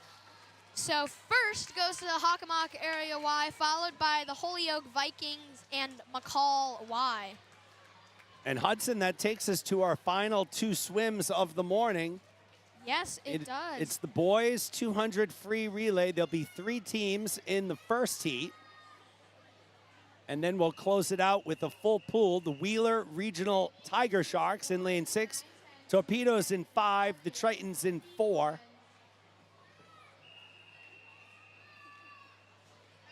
We got 2 more real fun races to close it out today. We'll see our top seed, who is Hockomock, in our last heat. Oh, we only got 2 teams here. Yeah, interesting. 3, 4. So we got lanes 5 and 6. So no Tritons. Torpedoes in 5. Wheeler Regional in 6. It's always, Hudson, how do you feel when you have to swim in a race that's got some open water? Like there's an open lane next to you, or there's not someone, up with you kind of pushing you? You kind of just have to approach it as your own race.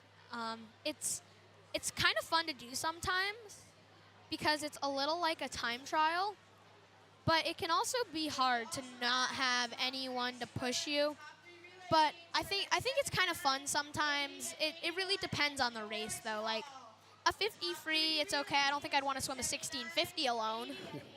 But yeah, I've heard from a lot of swimmers, just like you said, it really depends. Some swimmers really like being kind of alone on an island and not having the stress of looking and seeing someone exactly right on them, or maybe even ahead of them. But there are also a good number of swimmers who like that competition, and they say, hey, that's what pushes me when I'm breathing, to the left and I see that someone's right on me or maybe slightly ahead of me.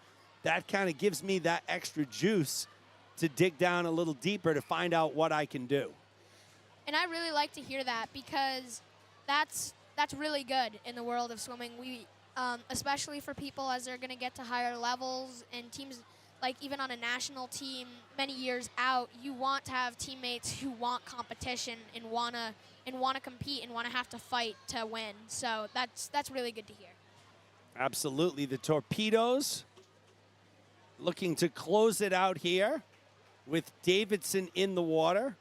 Wheeler will send Rajesh out there. I've seen some really, really good relay starts today. And Davidson with no goggles is still really cranking. Goggles around his mouth right now. Oh, did he lose his goggles? They're around his mouth at the moment. If he breathes towards us, maybe we'll see, but it's not looking like he's going to. No, he's breathing to the right, and he's trucking. Look at Davidson. He's really moving as he's going to finish up 2:30.55. Oh, yeah, his goggles were all jammed up. He had them down around his mouth. Nice job. They drop almost 4 full seconds, Hudson, so what a good relay there. And we're going to head to the final race of the day, of the session.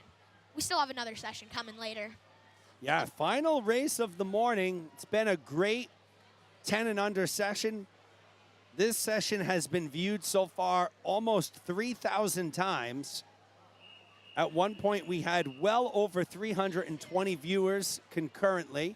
So we appreciate everyone taking the time to join us. YMCA of Greater Nashua has done a great job with this meet. Venue has been spectacular, as WPI always is. And this is our final race of the morning. The Hockomock Area YMCA is the top seed. So Hudson, do you guys have a little bit of a break now in between, you know, short course and long course? Do you guys take some time off to rest and recharge? Talk to me about what that looks like for you. Well, I actually still have the Eastern Zone Championships coming up. Yep. In 2 weeks. And then I'm going to jump right back into it for a week. And then I am going to take a week off. My family's actually going to Portugal, which will be fun. Nice. So that'll be just a nice break. But yeah, I used to take a 2-week break, but I'm kind of starting to only take, only take something at the end of the long course season. Now, when you used to take that 2-week break, did you find that when you came back, it was harder to get back into the swing of things? Oh, it's so hard. It takes you almost a month to get back to the same speed you were at, and it makes it hard. So, and it's so much easier to maintain your speed if you don't take that break. Oh, and look, in lane number 8, we had a 19.37 according to the board. Yeah, that would have been a record. A little bit of a touchpad malfunction there. But the Hockomock Area Y is cruising out front right now. But we have a real tight battle for third. It's anyone's game. Yeah, Hudson, real quick, too, I wanted to ask you, you don't have a long course pool to train at, right? No, I don't. So how hard is that to train for long course in a short course yards pool, and then you show up to your first long course race? It's just so different, the long course to short course. Yeah, it's not easy at all. It's just because you don't know, like, because I feel like you kind of start to get a feel of things when you're in the pool that you're swimming. You, like, take a certain number of strokes. Everything just kind of feels the same. And then when you go to a different length pool, it's really different. So it's hard. Hudson, we had a question for you. Do you prefer the individual events or the relays? What do you have more fun doing? That's really hard. I mean, relays are really, really fun. Aaron Tong actually split a 26.96 there at the end of that relay. Yeah, that was really good. Yeah, relays are really fun, but I like having control over the entire race, and you don't really have that in a relay. You have to rely on your teammates, but relays are really fun. So it's hard. It's a hard comparison to make. I'd say I don't do relays all that often with my team. So kind of those single individual events. Yeah, I kind of do that more often. So we're going to do these awards quick here. It's going to be event 77 through 82, and then we'll come back on to close it out. Hudson making his broadcasting debut today. Did a great job here with us. I see some more broadcasting in Hudson's future. Oh, well, thank you. You did a great job. Let's go down to Kira Wilson for awards, and then we'll be back to close it out.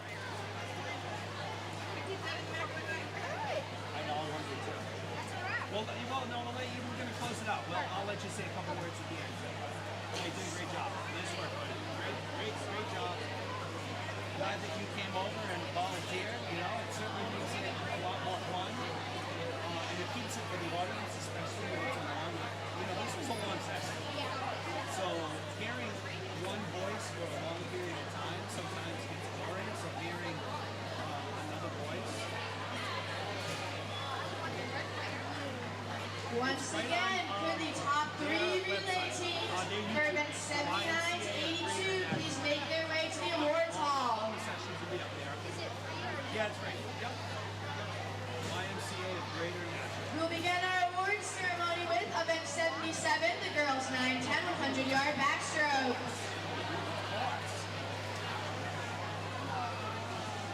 In 6th place, Catalina Molina from YMCA of Central Massachusetts. Can you switch to In 5th place, Eliana Manjabin from Greater Holyoke YMCA Vikings. In 4th place, Kaylee Fryery from West Suburban YMCA Blue Waves. In 3rd place, Elizabeth Flaherty from Greater Waterbury Y Barracudas. Our runner-up is Elle Merritt from Hawthorne Rock area YMCA Lightning. And this year's champion is Kylie Luan from YMCA of Greater Nashville Storm with the time of 1:15:66. that's all right. Now we'll go to 75, 78, and then just hit tab. Yeah, I'm just gonna turn off. That's how numbers work.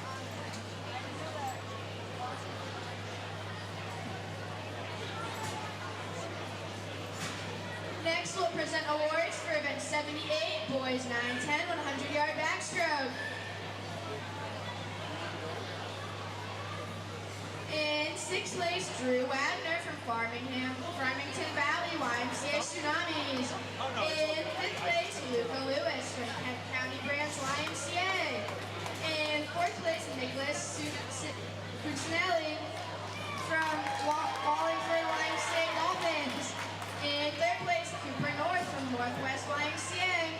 Our runner-up is William Chan from Indian Valley YMCA. Yeah, no, it's And great. our champion this year is Teddy McLaughlin from the YMCA of the North Shore Sharks with a time of 1:18:23. You're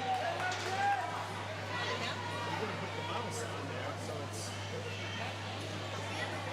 Okay, click on the after the 8.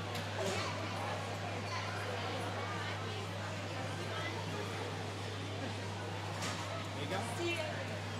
Yeah, that was super Next, we'll easy. do awards for event 79, girls 8 and under 100-yard freestyle relay. In 3rd place, Tri-Y Swim Club A relay. Yeah, we'll move those back.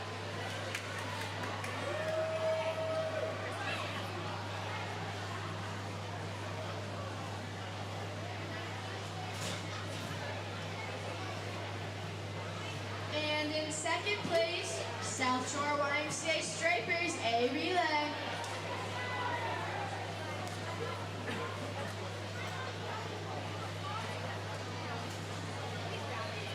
And our champions this year is the Westport Weston Family YMCA A relay.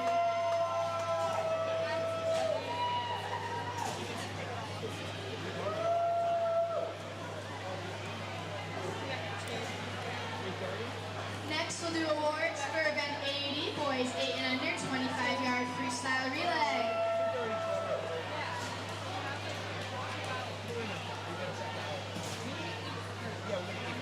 We'll park in the hotel while we're walking. In 3rd place, Gleason Family YMCA A relay. What do you get? You get the acai bowls? I get the chicken pesto. Oh, the chicken pesto's good. Yup, I've had that.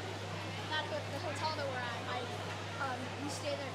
We do a lot of WPI. Do you stay at Courtyard, Marriott? Yeah, we where I stay saw there. you. Yeah. Me too. Yeah, that's my favorite.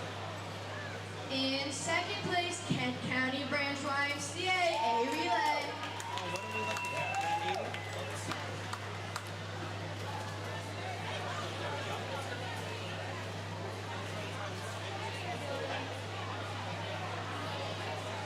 And this year's champions, Bayside Go on, Branch close this thing. YMCA I'll A leave it relay.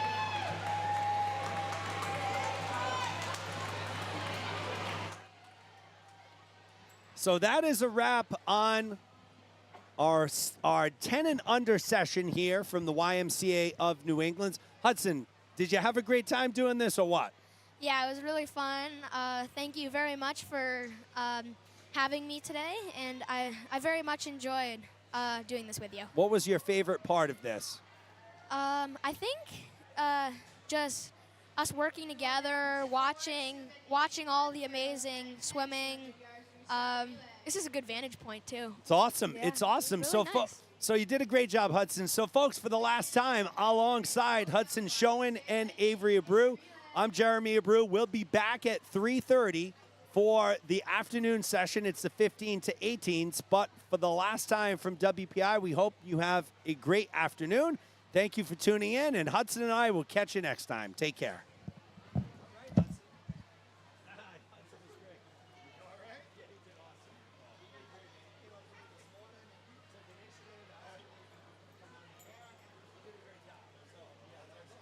In second place, YMCA Black Marlins, a relay. And this year's champions, the Hockomock Area YMCA Lightning, a relay.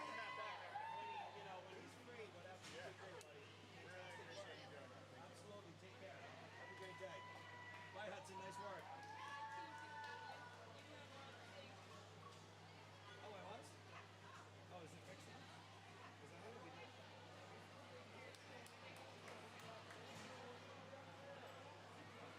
We will now present awards for event 82, the boys 9-10 200-yard freestyle relay. In third place, Kent County Branch YMCA, a relay.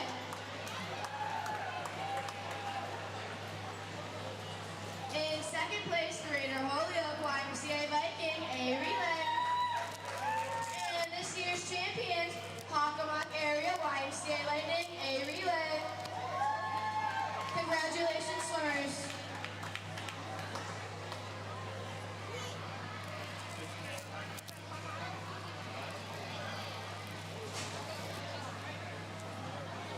Attention, please. Please pick up your